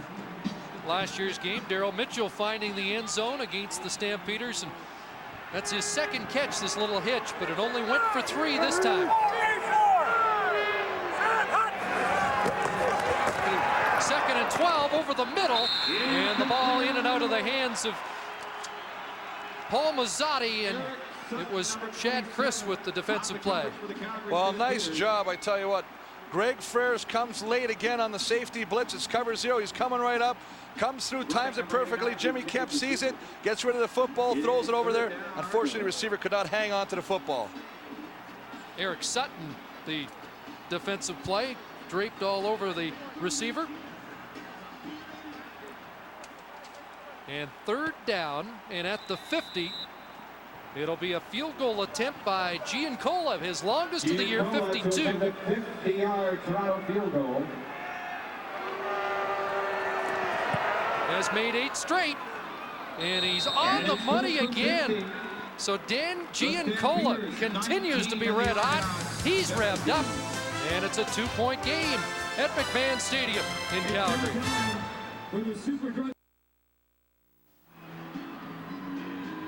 Back at McMahon Stadium, it's close. The Stampeders with a 2-point margin on Toronto out of town this afternoon at Ivor Wynne Stadium. The Tiger Cats leading the Blue Bombers 9-7. Another 2-point ball game now early in the second quarter. A game with huge implications for second place in the East. And of course, the Bombers desperate to stay in the playoff hunt. And there's Dan Giancola after that big 50-yard field goal. There was a fan spotted in the lobby of the Westin yesterday wearing a Dan Giancola Argo jersey and Argo hat, and it turned out it was actually Dan Giancola, who's loving every minute of his journey through the CFL. He's so excited, I think he wears Argo pajamas at night. Really packed one outfit, he's wearing it. I'll tell you what, though, has he done the job? And a refreshing story, Giancola's success. Here's another Argo rookie, Martavius Houston, in on the tackle as McCoy handed the football off to Kelvin Anderson. Just a nice job of going off tackle, but as you say, Martavius Houston in there, plays a spot, knows where to go, recognizes it. I think one of the nicest compliments you can have is when a rookie like Martavius Houston comes in, and you hear for guys like Mike O'Shea who say, you know what, I'm learning stuff from this guy. I mean, that just tells you the talent this guy has. 2nd and 5. McCoy took a long time to read the receiver's routes and tried to get it to Travis Moore, incomplete. And this Stampeder offense is stalled right now. Well, it's stagnant, no doubt. I mean, when Dickinson came in, you had a lot of guys knowing where they're going. The timing was on. Dave was getting pressured, he was getting hit, but he was delivering the football successfully. They were moving the ball and they were picking up points. All of a sudden he gets out, he gets injured. McCoy comes in, and since he's been in, they haven't been able to maintain any kind of momentum on offense. They've been going way too many 1-2 and outs, putting their defense in bad situations. Last punt for Martino was 60 yards. Adrian Smith is back for Toronto. This won't go 60, off the side of his foot, out at the Stampeder bench, and they'll mark it at the 49-yard line. So Tony shakes his head in disgust. Just 21 yards. Well, we thought he found his swing, as in golfing terms, but he came back and really knuckleballed this one, caught it on the wrong side of the foot. Boy, there's nobody that's going to be harder on himself than Tony Martino. He's not happy with that, and again, we talked about if he gets a good punt, at least you got some breathing room for his defense, but right now, Toronto's got excellent field position, and Calgary's going to have their backs to the wall right now, need to come up with a big play defensively. So good field position for Jimmy Kemp.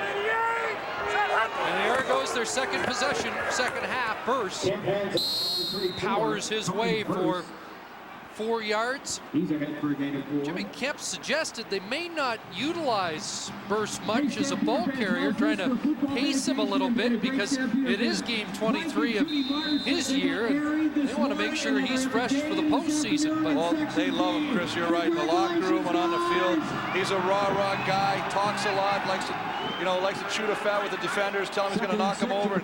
That's just contagious to the rest of the team. 2nd and 6. Kemp out of the shotgun.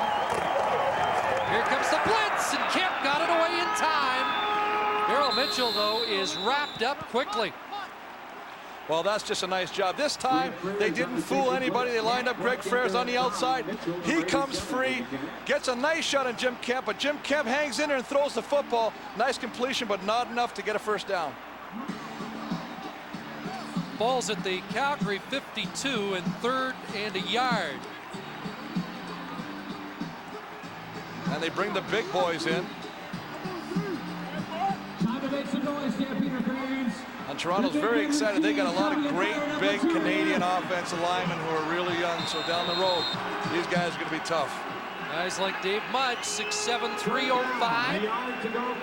Chad Folk, the anchor of that offensive line. 3rd and a yard. Tony Burst will plunge, and he'll get it down to the Calgary 49. We haven't even mentioned this. Dave Mudge comes in, takes the place of Chris Gioscas, who was lineman of the week last week, but his knees are a little sore. They figure, you know what, with all the talent we got, this is a great time to evaluate Dave Mudge. We'll put him in there. We won't play Chris just unless we have to, and so far it's working out all right. Mudge out of Michigan State. He's a Whitby product, and now Ryan Terry. Cutback, and a great cutback run by Terry, still going, and dragged down from behind. Chad Chris may have saved the touchdown, as Ryan Terry has a 28-yard run. Well, just a nice job of cutting it to the left, getting behind Craig Hendrickson, Steve Salter, Chad Folk. You can see nice block at point of attack. Nice job of Craig Hendrickson to get on his block and stay on his block, allowing Terry the opportunity to make his cut. Turns into a nice job, nice game. Tony Burst had the convoy going out in front. Thought he was going to escort Terry into the end zone. Ryan Terry in place of the injured Pinball Clements. First down. Here's Kemp in some trouble. Can he get outside? Does, and throws it away out of bounds near the end zone. Well, they rushed forward that time, Calgary does, and they got great pursuit on Jimmy Kemp. He feels it coming from the backside, rolls to his right, hoping that one of his receivers, recognizing the fact that he is in trouble, sees some pressure. He feels heat from the backside. Steve Anderson, he's got to get on his leg. There he goes right now. He sees somebody coming. I got to get rid of the football. Ray Jacobs and Anderson try to chase him down, and now it's 2nd and 10 from the 21. Kemp again, flush from the pocket. Pump once, wide open, Mazzotti! Oh, he's drilled at the 2 and can't hang on. Well, I tell you, Wally Bono talked about Greg Frères yesterday. Said this guy has come out, he's exceeded his expectations of playing safety. He's hitting people, he's making plays. And I tell you right there, there's not a bigger play today than that right there, because Mazzotti thought he was in the end zone with a touchdown. Greg Frères comes up and does a great job of dislodging the football. Mazzotti thinks this is easy. Nice hit by Greg Frères to stop that potential touchdown by the Toronto Argonauts and Paul Mazzotti. He separated Mazzotti from the football and saved a touchdown-threatening march by Toronto. They'll have to call upon Giancola again.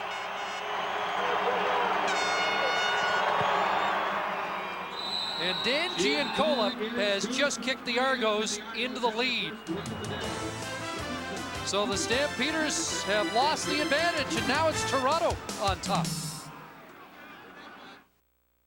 On the concourse.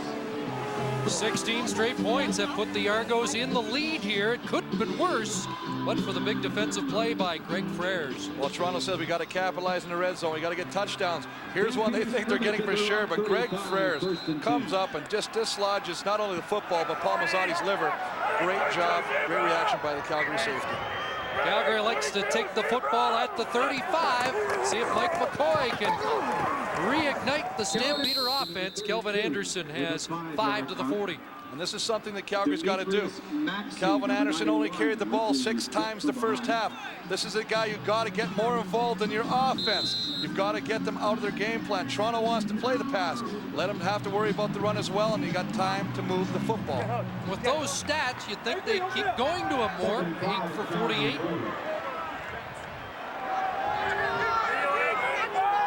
Especially with the new quarterback in the game trying to find his rhythm. 2nd and 5. McCoy pulls it down. In trouble now, O'Shea forcing him to throw it away.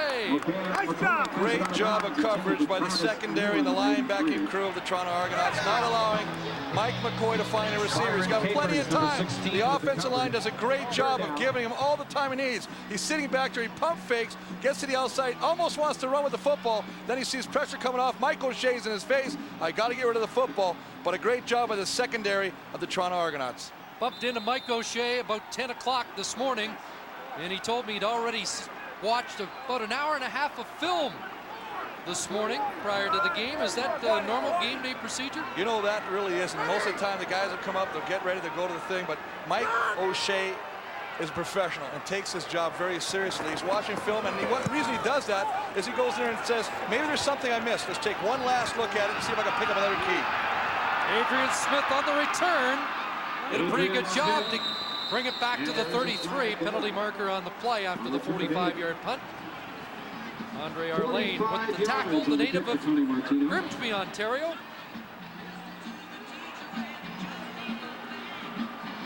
Holding, Toronto number 16, first down.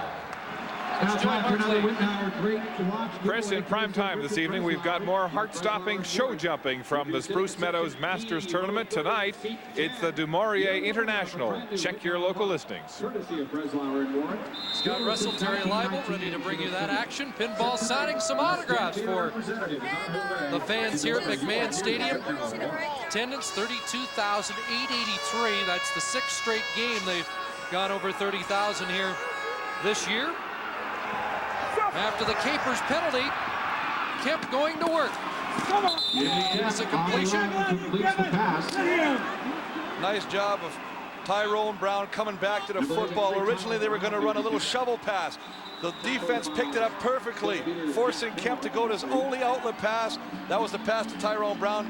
Throws his sidearm. Nice job of catching the football and getting something positive out of it, something that could have been pretty treacherous. And it's the first time they've got the ball to Tyrone Brown today, and he's been such a big story since joining the Argos. 6th in receiving in the league. That's catch number 37 on the year. Well, he was their go-to guy before Mitchell came into the offense. you know, now we're seeing that they're spreading it out ever since Mitchell came back. Mazzotti has really had a big game today, and they're trying to get the ball to Kerwin. They're using everybody, and that's what you have to do if you're going to be successful on offense, is use all the weapons you have. Last week, Brown had 9 catches, 127 yards, and had a 55-yard touchdown called back. He's dangerous. He's been only dangerous today on kickoff returns so far. Oh, that's right, Chris. He's only, and his nickname at the University of Toledo, which I thought was quite humorous, the Rocket Man. Yeah, the Argos know about having rockets. Second and less than a yard after the measurement, and they're going to use this as a passing downfield for Brown, and a knockdown there by Greg Frères. This has been a heck of a quarter for Frères. Well, he just plays so smart. I mean, this is the thing you can't teach out there. A lot of times when you get a rookie or a guy who hasn't played in the league very often, he doesn't understand where he should go. The quarterback can look him off, and he'll follow the quarterback's eyes and maybe cheat to one side or the other. He just does a great job of seeing where the ball is going and closes on the football, gets his paw up there and knocks down what could have been a catch. He did nothing. I like the play call, though. You got second and about a foot, so why not air it out? Well, I'll tell you what, Jim Barker's really becoming quite a gambler here, and they're down from the Argo 31, and Kemp was stood up and then drilled, but he didn't have to get much. Well, he got drilled, and they always tell you as a quarterback, don't stand straight up when you go over the pile, because you can expect there's going to be a bunch of guys on the other team. They're going to try and lay a helmet into you. He took some shots, but I think he stretched forward enough for the first down. Following that big offensive wall. Well, you know, this is he's get down, Jimmy, don't stand up. Now the football comes up, and that's almost dangerous, because if that whistle doesn't go, Chris, that could be a turnover. Frères there again, but it is a first down. Kemp, quick release, incomplete.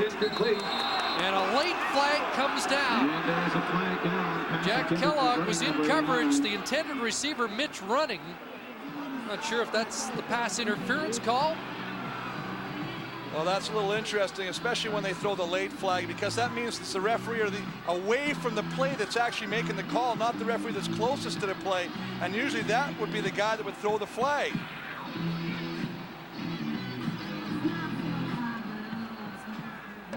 Forward pass interference, Calgary, first down. Yeah, it looked like the contact was just ahead of the ball. Well, that's where even referees have teamwork. And as a result, one says, hey, listen, you missed that one, no problem, buddy. I saw it, I throw the flag, we'll move it up. Gives the Argos a first down at the Toronto 42.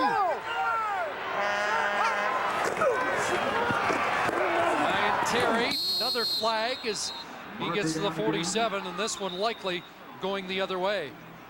Yeah, they're going to call Toronto Argonauts offensive line for holding right there. Anytime you get a running play like that, you try and get somebody on. The defense is not going to be stupid enough to stay in front of the guy. They're trying to shed the block. Holding, Toronto 56. Still first down. That's the center, Chad Folk. As a result, Chad Folk, the strongest guy in that offensive line, tries to bench press this guy, but gets called a little bit of a grip on him, and they're going to move it back 15. Should talk about all the changes that there have been in the Toronto offensive line this year, and even this week, Dwayne Morgan and Craig Hendrickson swap sides at the tackles. They got Dave Mudge in at the guard playing his first game, and the Argos don't seem to be missing a beat. Kemp, there's Brown, up to the 40, and he's cartwheeled back to the original line of scrimmage at a pickup of 10. And a nice tackle by Marvin Coleman, because Tyrone Brown was trying to cut inside that tackle, and if he did get inside of it, he was going for a long run. Nice job of play action pass by Jim Kemp. Sees the receiver, gets the ball in Tyrone Brown's hand. Now he tries to cut inside.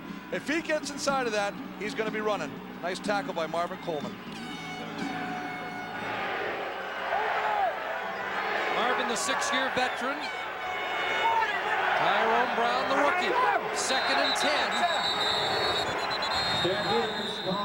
And not sure what this is about. Timeout called by Calgary. Calgary using their timeout here in the 3rd quarter. Well, they must have saw something or had too many men on the field, for whatever reason, rather than have a breakdown in a big play, use your timeout.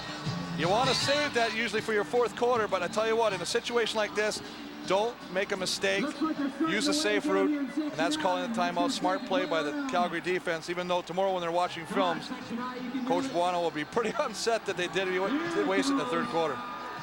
It just brought Kevin Johnson off the field. Probably one of those substitutions where they wanted to put a defensive back in there, a nickel back. Kevin thought he was still on the field. 2nd and 10. 5 receivers right side. Kemp calls his own number, and he is nailed after a short gain. Mark Pilon made the tackle, the backup defensive tackle out of Syracuse. And it's a punting situation. There's the Ottawa native. Well, nice job. He sees, he tries to go downfield, nothing there. He knows I got to take off with the ball right now, but Alondra Johnson coming at your screen right there. He's got Kemp all the way. If Kemp's going to try and scamper, Alondra Johnson's going to be the guy that brings him down. Under 5 minutes left in the third quarter.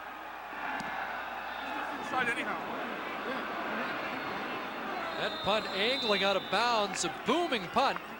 Let's see where they'll mark it. Looks like around the Calgary 19-yard line. I think they're going to mark that down by the Westin Hotel that was so far. What a boomer by Noel Prefontaine.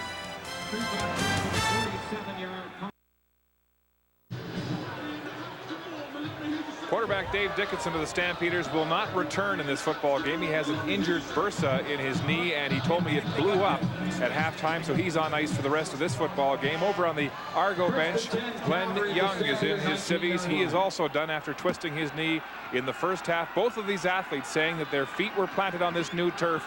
The knee gave way when they twisted. Chris? And with Dickinson out, Mike McCoy trying to get things on track for Calgary. 4 consecutive 2-and-outs for the Stampeder offense since McCoy took the reins. Well, they're starting off with the run again with Calvin Anderson going right side, picking up 5 yards. Now you got 2nd and 5. Use a little bit more of your playbook. Go be a little bit more imaginative. Stretch this defense. Toronto right now is playing really tight in that box. And you got to get them to spread out to get you some room if you're going to throw this football. 5 for Kelvin Anderson, 2nd and 5 from the Stamp 23. The rookie McCoy trying to crack this Argo defense over the middle, a crossing route to Dowdell. He has the catch and will be close to the first down. But it might be an uncomfortable decision coming up for Wally Buono. Well, I think you got to go. If it's short, you got to go for it. I know you're deep in your own end, but you got to start getting some of the momentum back from the Toronto Argonauts. They're in your park. You got to start establishing that this is our park. We're going to take it to you. So give your confidence to your offense. Say, hey, you know what? We're short. Go for it. But they're not short, so Wally doesn't have to worry about it. We just saved them making that decision. I'm sure he would have made anyway. And that's the initial first down for Buono's Stamps since McCoy came into the game. Good team.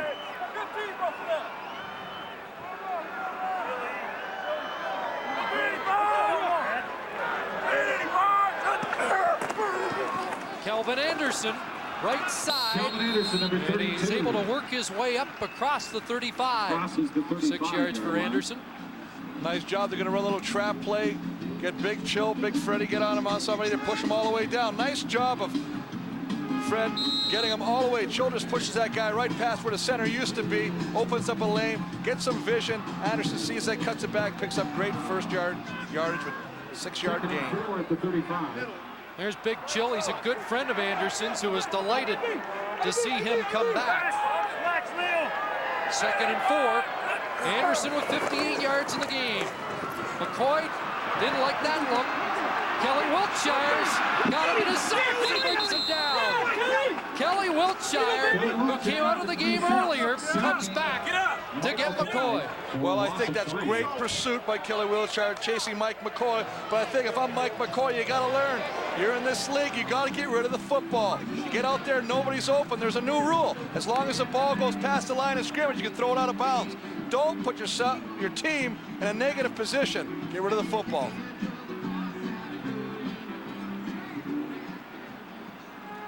Third sack of the year for Wiltshire, who's playing hurt. Already lost Glenn Young. And once again, the Argo defense does the job.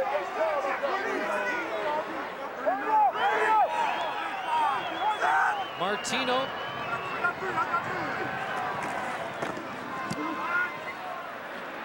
Another good punt by Martino. Adrian Smith, looks like he lost that in the sun, and he is swarmed. A lot of red shirts downfield after the 51-yard punt.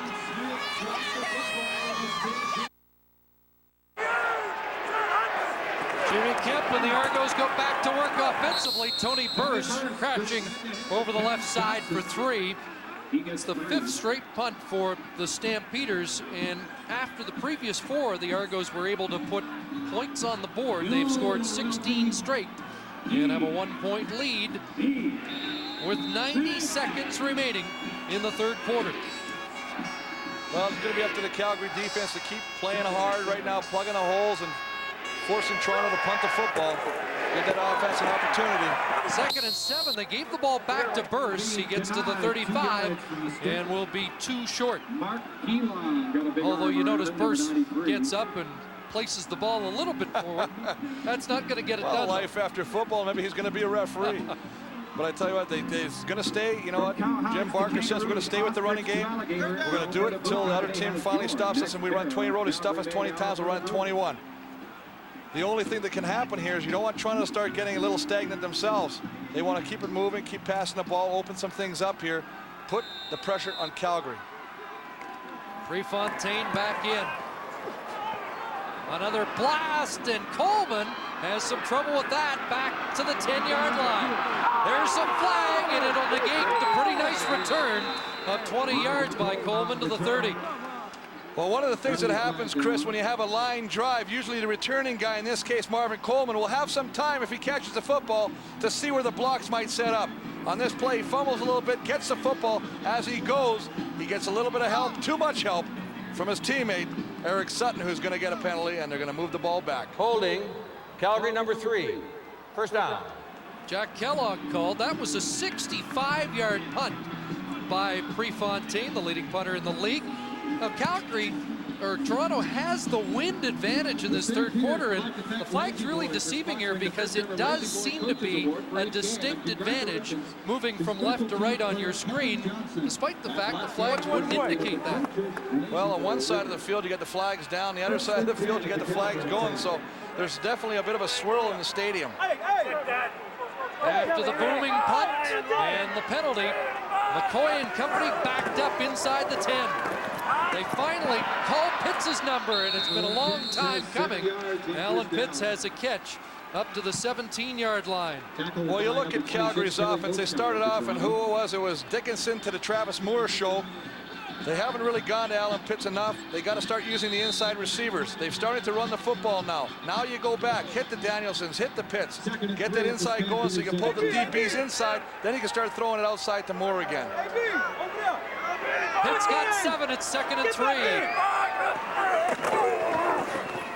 Anderson, and he swarmed Kelly Wiltshire in on the tackle, but a penalty marker down.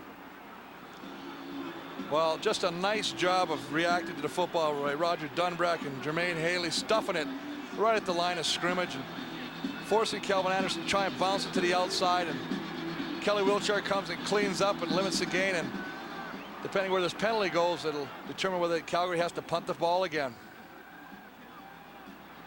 Holding, Calgary 34. Penalties reclined.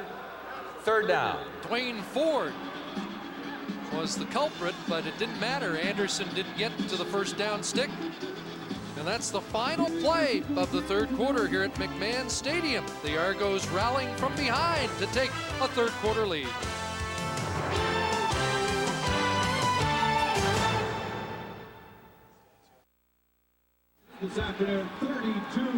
Well, the Montreal Alouettes are at home tomorrow at McGill Stadium to the BC Lions, and it is a special occasion for a lot of veteran Alouettes as they celebrate the 25th anniversary of that 1974 championship team, of which Wally Buono was a key member in the linebacking corps, but of course he won't be able to make it. He's got duties here at McMahon Stadium, but a lot of the big names, Glenn Weir, Dickie Harris, they'll all be there. In fact, Larry Smith tells me 30 players from that team will be there, Chris.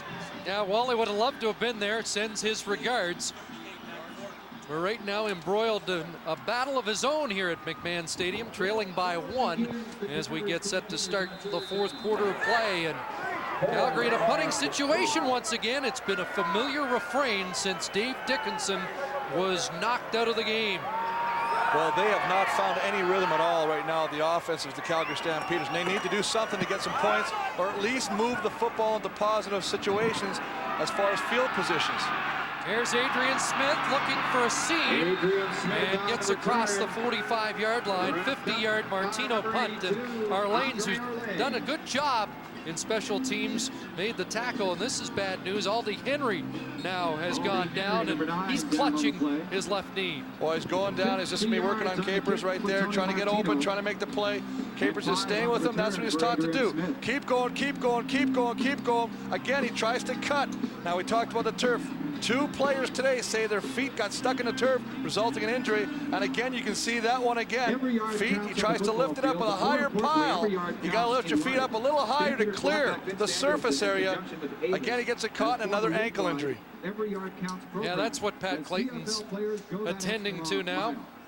At every home game in 1999, and while he does, here are the numbers through 45 minutes in Calgary today. Well, I'll tell you what, the Toronto Argonauts have controlled, even though it looks like they haven't. If you look at the net yards right here of the Calgary Stampeders, 313. That majority of that was done with Dave Dickinson. With Mike McCoy in the third quarter, they've only had 38 yards of offense and generated 1 first down. They've got to start moving the ball offensively for them to stay in this football game, because Toronto keeps getting stronger and the defense is stuffing them right now.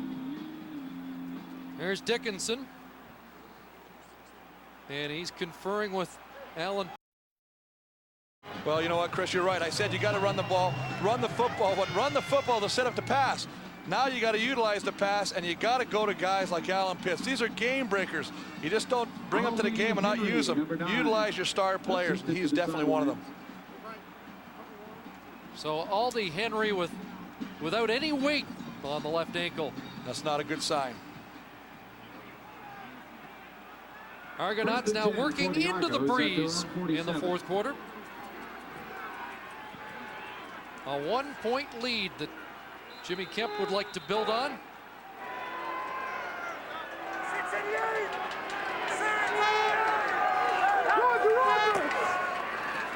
Short drop, quick hitter, and a completion to Andre Kerwan on the slant pattern to the wideout. The slant pattern to Kerwan, the same play they used in the first quarter on Coleman, this time on William Hampton. All he does is he's got one-on-one, runs down the field, gets the DB to turn his hips, cuts in the middle, makes a nice catch. But the only way this play is successful is if Jimmy Kemp throws the ball in a rope, and he does this time. Talked a lot about how stingy Toronto's defense is. Calgary tied with the Argos in offensive touchdowns allowed this year, but the Argos, you can see, are making inroads against this Calgary defense, and Ryan Terry has another productive carry. Well, it's one of those things we talked about. They're using a lot of the receivers. Mitch running, Paul Mazzotti, Daryl Mitchell's got the ball. Tyrone Brown only 1 catch today, but you know what? Ryan Terry carrying the majority of the running plays. And what they're doing is they're mixing it up enough that they're getting success, and they're getting good first yardage production from that offense. 2nd and 2. Little hitch, and again inside it goes, and it opens up for Andre Kerwan. Andre Kerwan, number 81.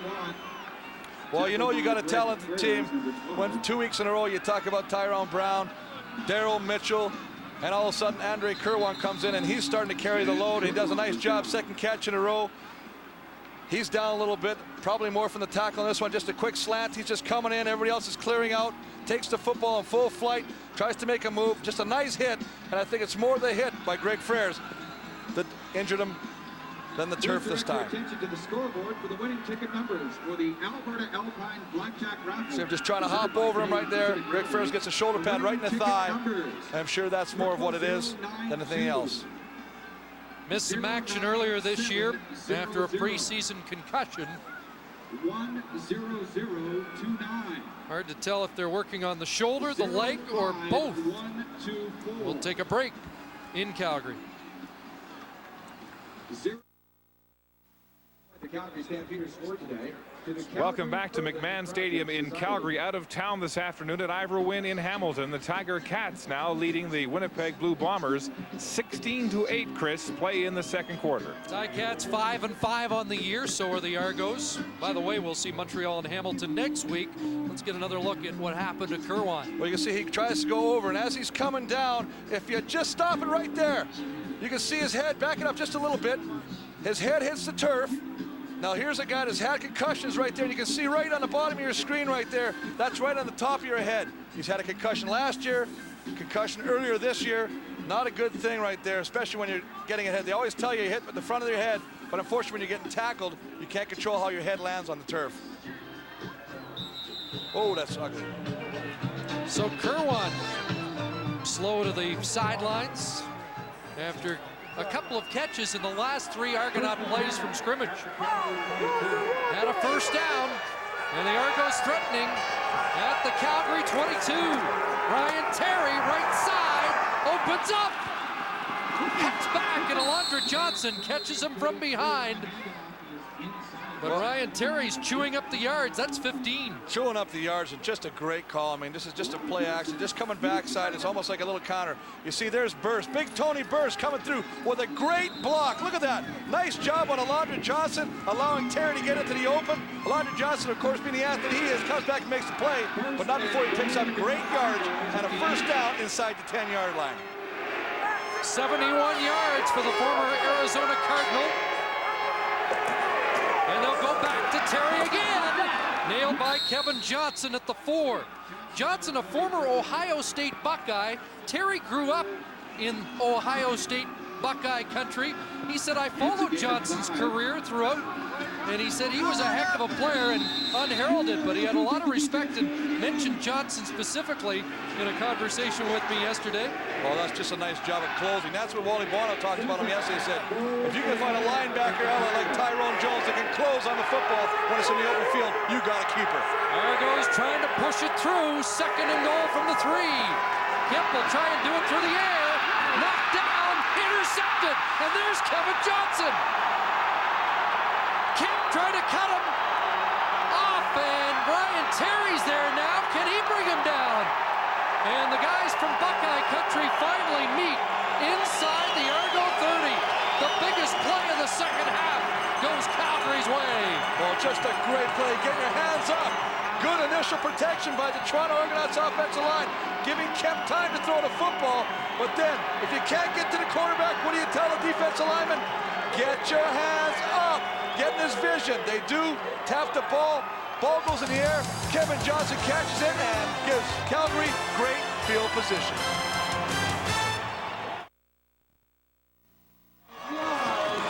Kevin Johnson's first CFL interception. He returned it 65 yards and a major turning point in this game. Hey, listen, if your offense isn't moving the ball, your defense is gonna. Kemp comes over here, and you can see he tries to throw the football, but Jermaine Miles, right here in the middle of your screen, freezes it. Ball gets deflected. Kevin Johnson with a great Johnny on the spot interception and great field position for Calgary's offense. And on the first play, McCoy finds Danielson, and Danielson found Michael O'Shea, or vice versa, a big collision. And Danielson was abruptly brought to the turf after a 6-yard gain. Well, it's really important here, Chris, that Calgary does something with this turnover. Momentum has got to be switched right now. 2nd and 4. Argos looked like they were going in for a touchdown. Now Calgary might turn the tables. Here's McCoy, Alan Pitts, first down at the Argo 12. Martavius Houston forces Pitts out, but the all-time CFL receiving yardage leader has a big catch for Calgary. Well, one of the things that happened during the year is the offensive line was taking some heat before. The quarterback's been hit many times, sacked the most in the league. They do a nice job here of giving him protection. Mike McCoy finds him and finds Alan Pitts with a nice completion and a first down. 12 for Pitts, first down at the Toronto 12. 6 receivers in the package. Anderson out of the backfield, and Michael O'Shea stops him up immediately. Well, just a nice job of the middle linebacker staying at home. He's responsible for the running back if he releases. Calvin Anderson releases, comes just across. You're going to see him just coming to just release right there. Look at that, catch the football, but look where number 50 is. He is right there. That's his responsibility. He's Johnny in the spot, and he limits the gain to 1 yard. Nice play by Mike O'Shea. 2nd and 9 as Calgary tries to take the lead in the 4th quarter. And the play is stopped as it was just unfolding. Well, there was some movement. Illegal procedure. Calgary number 50, still 2nd down. Jay McNeil, first game back after missing last week with a sprained knee. Little anxious. Procedure, costly penalty. We haven't talked much. They've really kind of done a great job today, Chris, of controlling the penalty situation. But coming into this game, Calgary was the most penalized team in the league. Could just see 50 right there. He just moves a little ahead of the ball. Puts him back 5 yards. Now it's 2nd and 15. Just got McNeil leaning. Here comes the blitz. McCoy in trouble. Gets it away. Another flag down. Dondell with the catch at the 10. That would have been well short of the 1st down. Let's see what the marker is. Well, it was short of the 1st down, but anytime you get the flag dropped in the secondary, it's usually interference of one sort or another. Good pressure. Toronto, what they do, they almost do it like clockwork every time. Calgary number 50. Penalties declined. 3rd down. Jay McNeil's having a series he'd rather forget. Little procedure, little holding, but Toronto will always bring the whole house in this situation. This is almost what they want to do anytime they're in the red zone. They do a great job of getting it to him. He has to throw the ball early. Unfortunately, incomplete. Now they got to settle for a Mark McLaughlin field goal. He's been perfect today, including number 500 of his career. 3rd all-time behind Louis Bisaglia and Dave Ridgway in CFL scoring. And he puts Calgary back in the lead. So the Kevin Johnson interception snuffed a touchdown march by Toronto and sets up 3 for Calgary. Back in Calgary on the Argo bench with Mike Pinball Clemens, who's nursing a sore shoulder but made the trip anyway. What role are you playing on the sidelines, Michael? You know, my biggest role here is to stay out of the way, in all honesty, and let the guys do what they do. But to maybe see if I can notice something on defense. But more than that, just keep the guys up, keep patting them on the back. What reaction did you see on your own offense after that interception? You know what? The guys just rally around. They know that we have to get it back. Defense had a tough stop there. Only got a field goal. Now we can come back. All right, Mike, good luck. Thank you very much, Mark. Chris? Jimmy Kemp throwing to start this next Argo series after the interception. And he has a completion to Daryl Mitchell. So a couple of turnovers for Jimmy Kemp in this game. One came on the first play from scrimmage when he got tangled up with one of his O-linemen. And here Miles with the tip. Johnson with the interception. Talked to him this week, Chris, and he was really down about the 2 turnovers in the red zone last week against Saskatchewan, a fumble and an interception. Well, he's really rebounding well, and that's what I like to see. He's throwing the ball, as evidenced by the first play hit. Nice pass to Mitchell. This one a little low for Tyrone Brown. Tried to hit him coming across the middle, but he's moving. You can just see that the Toronto offense has confidence. They know they can move the football now. And that's what's happening since the 2nd quarter of this game. Toronto has been doing a good job of taking the football, if they're even in their own zone, and moving it into positive field position. I know it's the easiest place in the ballpark to be a quarterback, but from up here you wonder why they didn't stay on the ground. The drive was really productive on the ground. 2nd and 10. Long out, and Marvin Coleman nearly had the pick. And Paul Mazzotti ended up playing defense. Well, he played defense, and he almost took Marvin Coleman's head, because as he tried to prevent the interception by Coleman, and I'm sure Marvin's talking to the referee about that, Mazzotti grabbed the back of his face mask. Now watch him right here. Look at that. I mean, you're talking about, he'll be wearing turtlenecks the rest of his life. His neck is about 6 inches longer after that. You know, they talk about pass interference on the offense. Boy, they got to call it sometimes when the receiver comes back and deliberately impedes the defense from catching that football. A couple of CFL vets tangling there. 12-year Bet Mazzotti, Coleman a 6-year man, and that ball will roll out of bounds inside the 30. So that win, here's an indication of how significant it is playing. 34-yard punt by Prefontaine. He was hitting them from over 50 the other way. Well, you know, he was hitting on 50, and the wind is actually picked up here in the fourth quarter, and that's one of the things people don't realize, the importance of winning the toss and deferring the selection to the second half, so that if there is a wind, you take it in the fourth quarter, so you have every opportunity to utilize that wind if you got to kick a field goal or a punt, anything for field position or points. First and 10 from the 40. So a first down for Calgary.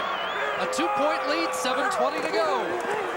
And Kelvin Anderson, oh, they'd love to chew up the clock on the ground, and Anderson up to the 37. Gain of close to 9 yards for Kelvin. He has it in his contract, a special promotion that if he gets 1,500 yards, he gets leather jackets for his O-lineman and fullback Dwayne Ford. Now he's over halfway there, Chris, with Byron Thomas as his right guard. Now Childress comes in.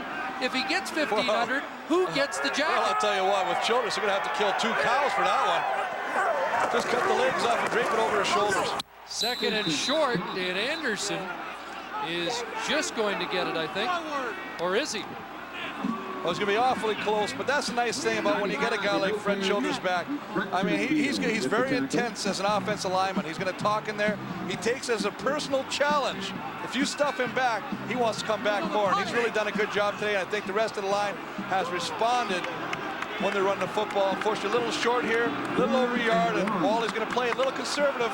Maybe he feels that the way the defense is playing, get some field position. We talked about earlier, they have the wind at their back. He's hoping that Tony Martino can really crank out a punt here. You saw the dejection from Childress as they were unable to do it. They actually lost a half yard on the play. Anoki Brechterfield made the tackle, tripping up Anderson just behind the line of scrimmage. Let's see if Martino can boom one with the breeze. Adrian Smith back to his 23, dropped the ball.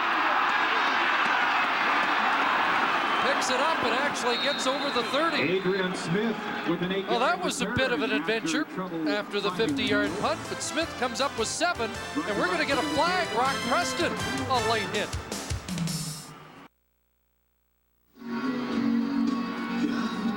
Wally Buono's team, the most penalized in the CFL, over 1,000 yards in penalties this year. 36 more flags than the Argos on the season, and he'll be steamed by this penalty against Rock Preston. Well, Rock Preston comes in there, tries to get him down. This is actually just frustration of the guy blocking him, but you can see he throws a forearm in there. Smith pushes him back. As he gets up, another guy pushes him from back. Smith gets up, give him a little shove. Hey, buddy, I know. There's the, and you never. The second guy is the guy that's always going to get caught. What a catch by Daryl Mitchell! One hand, he's into the open field. A flag down. Mitchell down the sidelines, and they'll rule him out at the 22. And I think it's coming back. Tony Burse got flagged. But it'll be after the catch, so they'll mark it at the 52. Of the Calgary Stampeders, and then take it back from the actual point of infraction. Shades of Labor Day, however, as Mitchell with the one-hand clutch. Illegal block. Toronto 34. Those after yards are gained. First down. Play there. Ouch. Well, just Mitchell, and what's he going to do? He's just going to try and run around Alondra Johnson. He got a pick there. You see Mazzotti. All he's trying to do is cause some confusion. One-handed grab. Didn't even have to use one hand. Could have used 2. Wanted to make it look like a circus act. Did a great job of it. You don't really see the pick right there, but Tony Burse is coming into his field, into the play. Blocks from behind. Just a nice grab. One hand. What concentration. What an element that he brings to this offense. Now some early movement by the rookie Mudge as the play was unfolding. Well, Mudge moved a little bit. He was excited by watching the catch. Toronto 69. And they've got the Rocket Man, Tyrone Brown. It looked like Velcro Man. Daryl Mitchell with that one-handed catch. Well, he just makes it look so easy. Just a nice job of concentrating. That's just talent, catching football like that. And what he does so well is what he does after he catches the football. Calgary's very fortunate that Tony Burst got called for an illegal block downfield. 1st and 15 from the Toronto 49. Short drop, slant pattern, incomplete. Mitchell, the intended receiver. One thing that Toronto has noticed about the way the Calgary defensive backs are playing is they're playing up to the outside. As a result, we're finding a lot of receivers, Mitchell in this case, Andre Kerwin earlier, are cutting into the middle and getting in front of the defensive backs. If Kemp hits them on the money, they get nice completions and an opportunity to break it for a long one. So 2nd and 15, under 5 minutes remaining, 4th quarter, 2-point ball game. Calgary with the lead. Good protection. And now Kemp takes off across midfield and drilled down at the 54. Ray Jacobs finishes off the quarterback as Kemp comes up short. Well, just a nice job of protection by the offensive line. Kemp has all day to try and find somebody. Conversely, the secondary and the linebacker crew of the Calgary Stampeders does an excellent job of covering the receivers. Kemp has to pull it down and run with it. And as you say, Ray Jacobs introduces his helmet to Jimmy Kemp's appendix. Only once in the 90s has Calgary lost consecutive home games. That came last year when the Argos won the 2nd in a row here at McMahon. They're trying to do it again today. Good kick by Prefontaine. Fumble, loose ball, and Calgary gets back on it. We've got a flag back at the line of scrimmage. We got a flag back at the line of scrimmage, but you're sure lucky that Jackie Kellogg jumped on that football. Holding. Calgary number 6. 1st down. Are you ever, since the penalty went against Jason Clement? You know, you can't keep tempting the devil, and that just seems to be what Calgary is doing. They keep putting themselves in bad situations, either through balls being bobbled or penalties, and putting himself deeper and deeper in a hole. You can see right there, Coleman, who's as sure-handed a receiver as there is in the league, bobbles that one, looking into the sun. As you say, Jackie Kellogg, Johnny on the spot with a great recovery. But this is a tough spot for a rookie quarterback. He's at his 5 against the top defense in the league, and what are they going to throw at him here? Well, this is where you earn your money. You get paid to play. Anderson bounced off O'Shea, gets to the 10. So it's a 5-yard gain for Kelvin Anderson. And you gotta like the way this thing opens up. I mean, the linemen do a great job. The whole line spreads like the Red Sea, and it's only Kelvin Anderson and Mike O'Shea. He's looking at, watch, look at the hole here, look at the lane. One-on-one, baby, this is a tackling drill. Mike O'Shea wraps him up, doesn't get him down, but slows him enough for the rest of the team to come in there. You gotta love that angle. 2nd and 5, and a big play for the Argos defense. Trailing in the game and the clock running. Play action, a pump, and wide open is Pitts. Alan Pitts dragged down by Alundis Price at the 36-yard line. Well, a breakdown in the Toronto secondary. Someone got confused. They were bringing a blitz. Mike O'Shea coming from the outside on Mike McCoy. They're trying to get to him. Luckily, there was a breakdown. Alan Pitts wide open. Mike McCoy has just enough time to see him. You can see a pump fake. Catch Alan Pitts all alone on the sideline. So the 3-minute warning given to the benches. It's going down to the wire.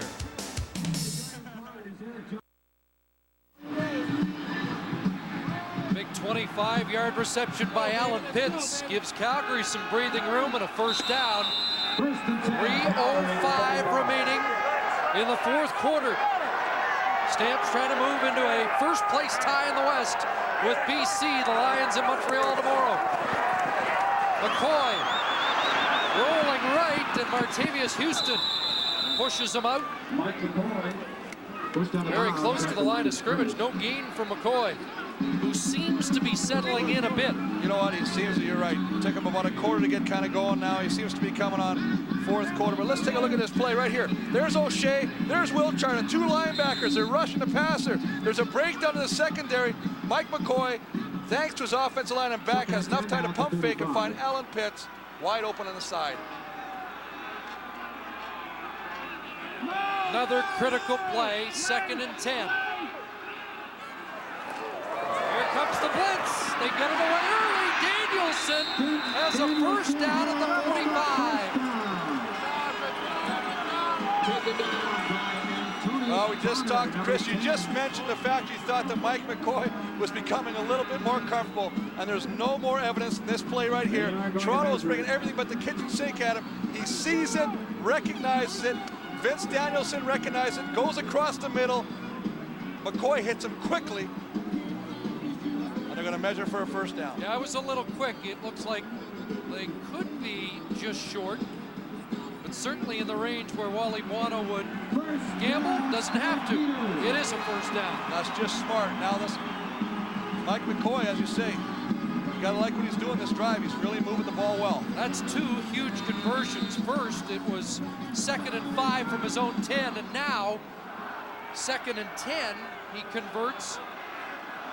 And you can see that he's starting to get on track with the passing game, and 2.5 minutes to go. Anderson, 5 more. O'Shea the tackle. 5 yards. Mike O'Shea. Anderson just running behind Freddie Childress and Ron Mayer, just trying to get up there a little bit, get some positive yards. He gets 6 yards. He keeps churning. And as you say, this offense is starting to click when it has to click.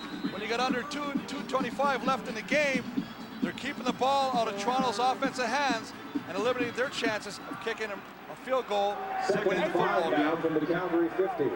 Is Mike McCoy ever getting on track? He's completed 8 in a row.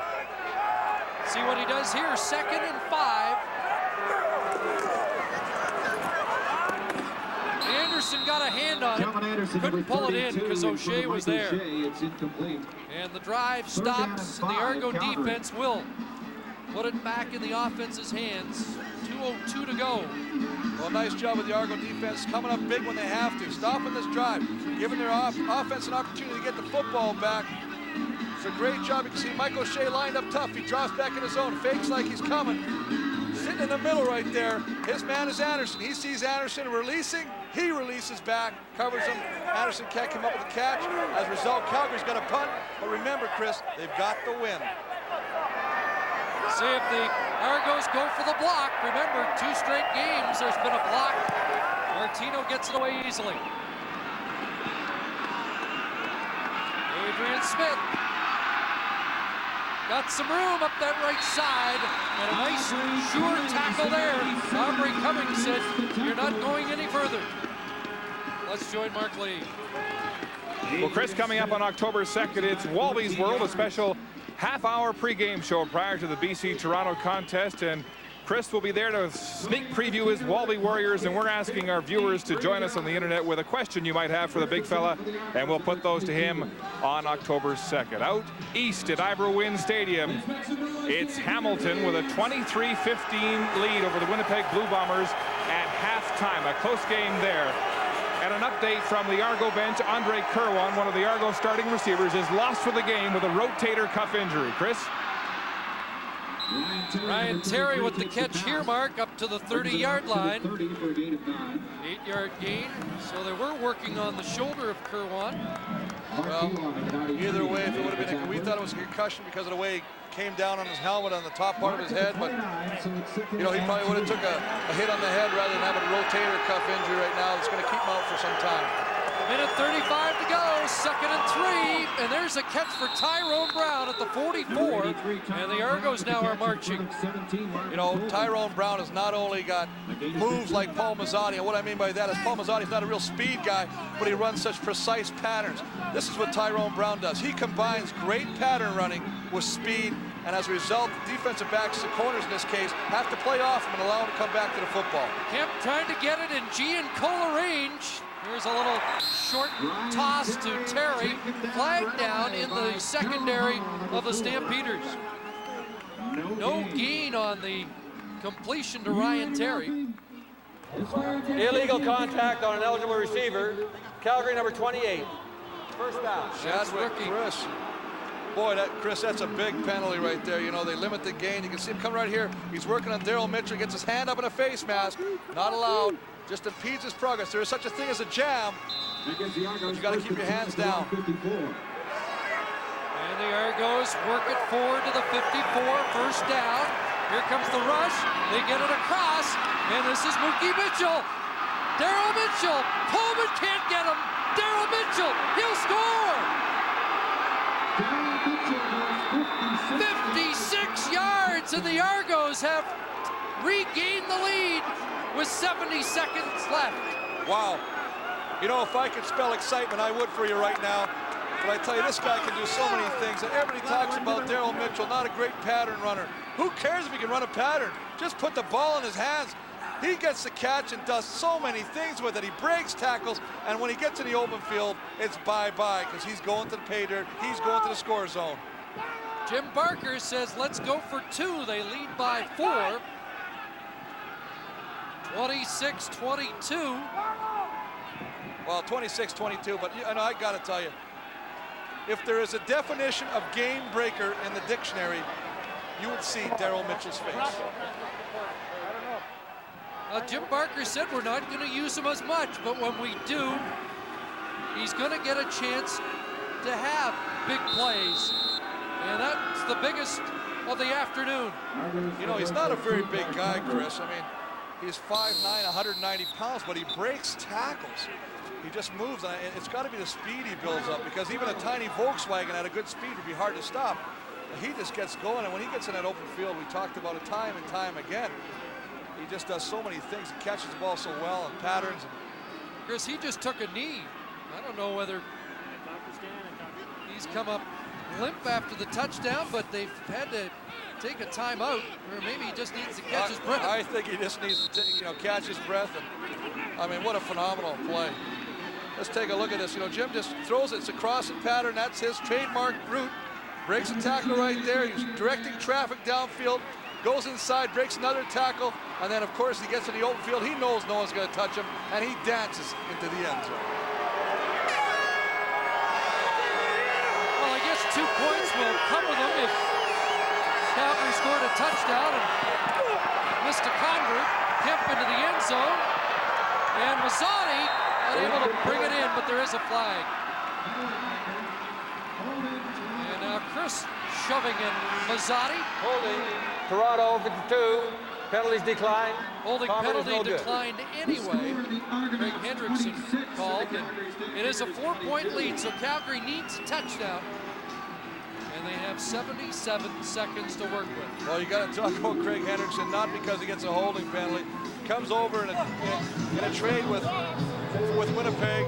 You know, he's not used to when we're behind. The team has had a history for the last couple of years of folding their tents. All of a sudden, he's on a team like Toronto, who being down for the majority of the game, comes back at the critical time with big points and a big play, and now they're leading this football game. Well, it's kind of been a microcosm of the season for the Argos. Slow starting offensively, defense keeping them in the game early, and now with the return of Daryl Mitchell, it's a more dangerous offense, and they've shown it this afternoon. Well, they most definitely have, and I'd like to keep talking to Chris, but I'm looking up the word microcosm. Well, you had the dictionary with Mitchell in it, so. Hey, man, that bullshit color, man. Yeah, the only quibbling may be that the Argos scored too quickly. They give it back to Calgary with some time to work. And Rock Preston over the 35 to the 38. 20 yards before he's taken Well, down they've got by good Fred field Perry. position right now. They're on the 38-yard line, as you say. 58 yards on the kicker. They've got a minute and 1 second to work some magic right here. Mike McCoy, this is what he wants. Any quarterback, you dream of being the guy that takes you down and wins the game for you. Instant credibility as a quarterback. He's done some good things in the fourth quarter. Let's see if he can continue those things. Speaking of credibility, Jimmy Kemp's stock continues to rise in Toronto. Boy, he'll be thinking about the interception near the goal line, but he certainly atoned for it with the touchdown pass to Mitchell. Well, I'll tell you what, it just epitomizes that good teams find ways to win. And they are developing into a very good football team. So now, can the Calgary Stampeders score a touchdown in 61 seconds, moving the football 73 yards? Well, they got to remember, they got enough time. You got a minute to go here. Don't panic. Do not try to go get it all at once. But no timeouts, Chris, so they'll have to be efficient. Stampeders have thrown the ball for 299 yards in the game, and McCoy's got to go to the air early. Wide open, Dowdell, in behind, down to the 15. Can you believe it? Well, these quarterbacks are taking a beating, but they hang in there, throw great strikes, and they throw the ball where only their receivers can catch it. This time, Marcus Dowdell, with the biggest catch for the Calgary Stampeders, takes it down the sideline to the 15-yard line of the Toronto Argonauts. But unfortunately, Mike McCoy is not getting up. And we'd now like to welcome Calgary viewers. You couldn't have joined us at a better time. 53 seconds left. The Stamps trailing by 4. But look what Mike McCoy just did. Finding Marcus Dowdell, 58 yards, and the Stamps in business at the Argo 15. And of course, don't listen to me. I say, work the clock, work it methodically. He goes downtown and says, Mr. Wolf, you don't know this game. Yeah, but you're always saying run the football. Clock running. They haven't got the job done yet. They need a touchdown. McCoy into the end zone. And the ball hit the goalpost. Can you believe it? Aubrey Cummings thought he was wide open. Well, he was wide open. Mike McCoy does a great job of avoiding the pass rush, stepping up in the pocket. That's the second time a Calgary quarterback has hit the crossbar. Thought we went into the twilight zone there. That ball just got lost off the upright with an open receiver in the end zone. Ouch. 30 seconds left.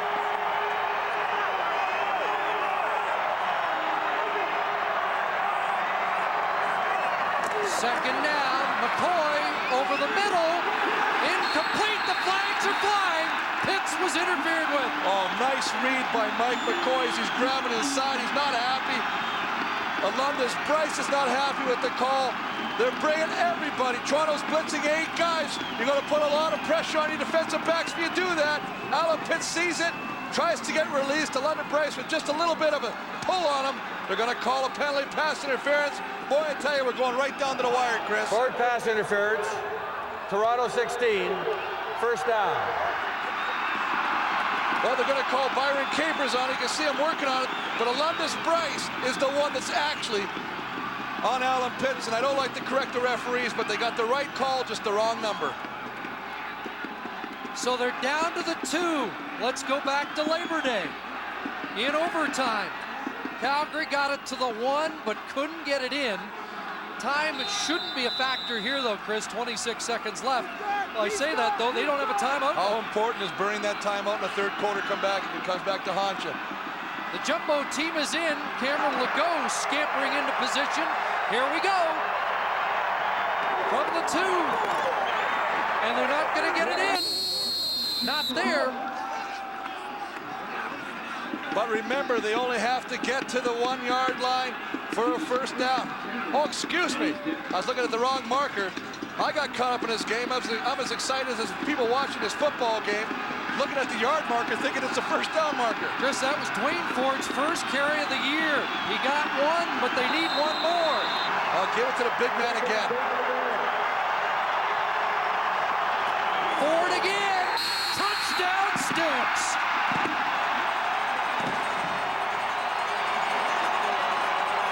Well, there's just emotion. You can't buy this kind of stuff. This is phenomenal. Coming back like this, the crowd is going ecstatic. The players are going ecstatic. What a game.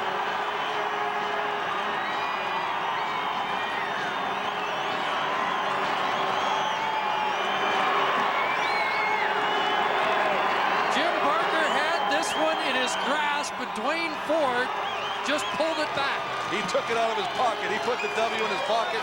Dwayne Ford went over to Jim Barker, said, I'll take that W out of your pocket and put it back on Calgary's side. 28-26 with 14 seconds to go. And you know what? Let's just remember, 14 seconds is still a lot of time. You kick the squib the kick. You want to get tackled fast. You know, you dial back now. The Argos kicked the convert. They could win with a field goal. Now they can only tie. It's 29-26. But at that time, Chris, the momentum was still in Toronto's favor. They moved the ball well. They scored the points when they had to score the points. They had all the emotion after Mookie Mitchell made the great catch and run. But what happens? First play back, the key play, Mike McCoy sits back in the pocket and finds Marcus Dowdell down the sidelines, who makes a great catch and gets it down to the 15-yard line. And as they say, big interference penalty on Alundis Price. Next thing you know, they give it to the big man, Dwayne Ford. 2 cracks from the one, touchdown, and the lead. Former Argo Dwayne Ford has the deciding touchdown, and you don't want to underestimate plunging in from the one after what we saw 2 weeks ago when the Eskimos stopped them. And that's the thing. You think it's that easy. Everybody's at home. You only got a yard to go. Remember, you're not trying to fool anybody at this stage of the game. It's helmet to helmet. They've got everybody covered. It's just a game of push. It's like the old scrum in rugby. You got to move the pile back, give them any kind of movement, so your fullback, in this case, Dwayne Ford, can find the end zone. Now, I have to think, Chris, that with the wind against Toronto here, they'd have to get it to the 35 at best to give Giancola a chance to tie the game. And remember, as soon as the ball is touched, the clock will start. 14 seconds on the clock in a thriller at McMahon and a deep kickoff. Here goes Tyrone Brown. Breaks a couple. And up to the 26. There's only 6 seconds left. Well, you know, every time you got a guy like Tyrone Brown who catches the ball on this kickoff return, he's got a potential to break it all the way. But this is the key play. Nice job, Mike McCoy, spotting Marcus Dowdell down the sideline. Great job, great run. And then, of course, climax by big Dwayne Ford taking it in from the 1-yard line, and then the emotion started to erupt. One last gasp for the Argos. They're ready to celebrate on the Calgary sideline. Kemp, Mazzotti, they had a little toss set up. You could see Tyrone Brown circling around, but the pass incomplete, and now just 1 second. Great eyes, Eagle. I tell you what, you're right on. Mazzotti was going to catch the ball, and they were going to do a little flea flicker. Tyrone Brown was going to come behind. Mazzotti was going to pitch the ball to Tyrone. With his speed, they were going to hope that he could take it all the way and put him in field goal range.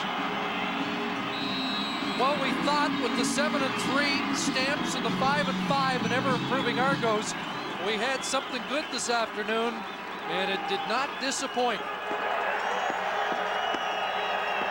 And even if you're an Argo fan, you can see some positives here. Kemp to Mazzotti, and Coleman buries him before he can toss the ball away. And the Stampeders, in a dramatic come-from-behind game, with Mike McCoy off the bench, rally for an improbable win.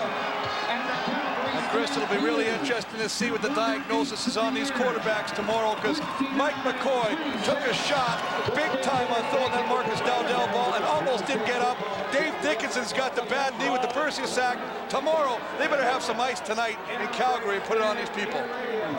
Stampeders move into a first-place tie in the West with BC. The Argos now 5-6 after a thriller at McMahon.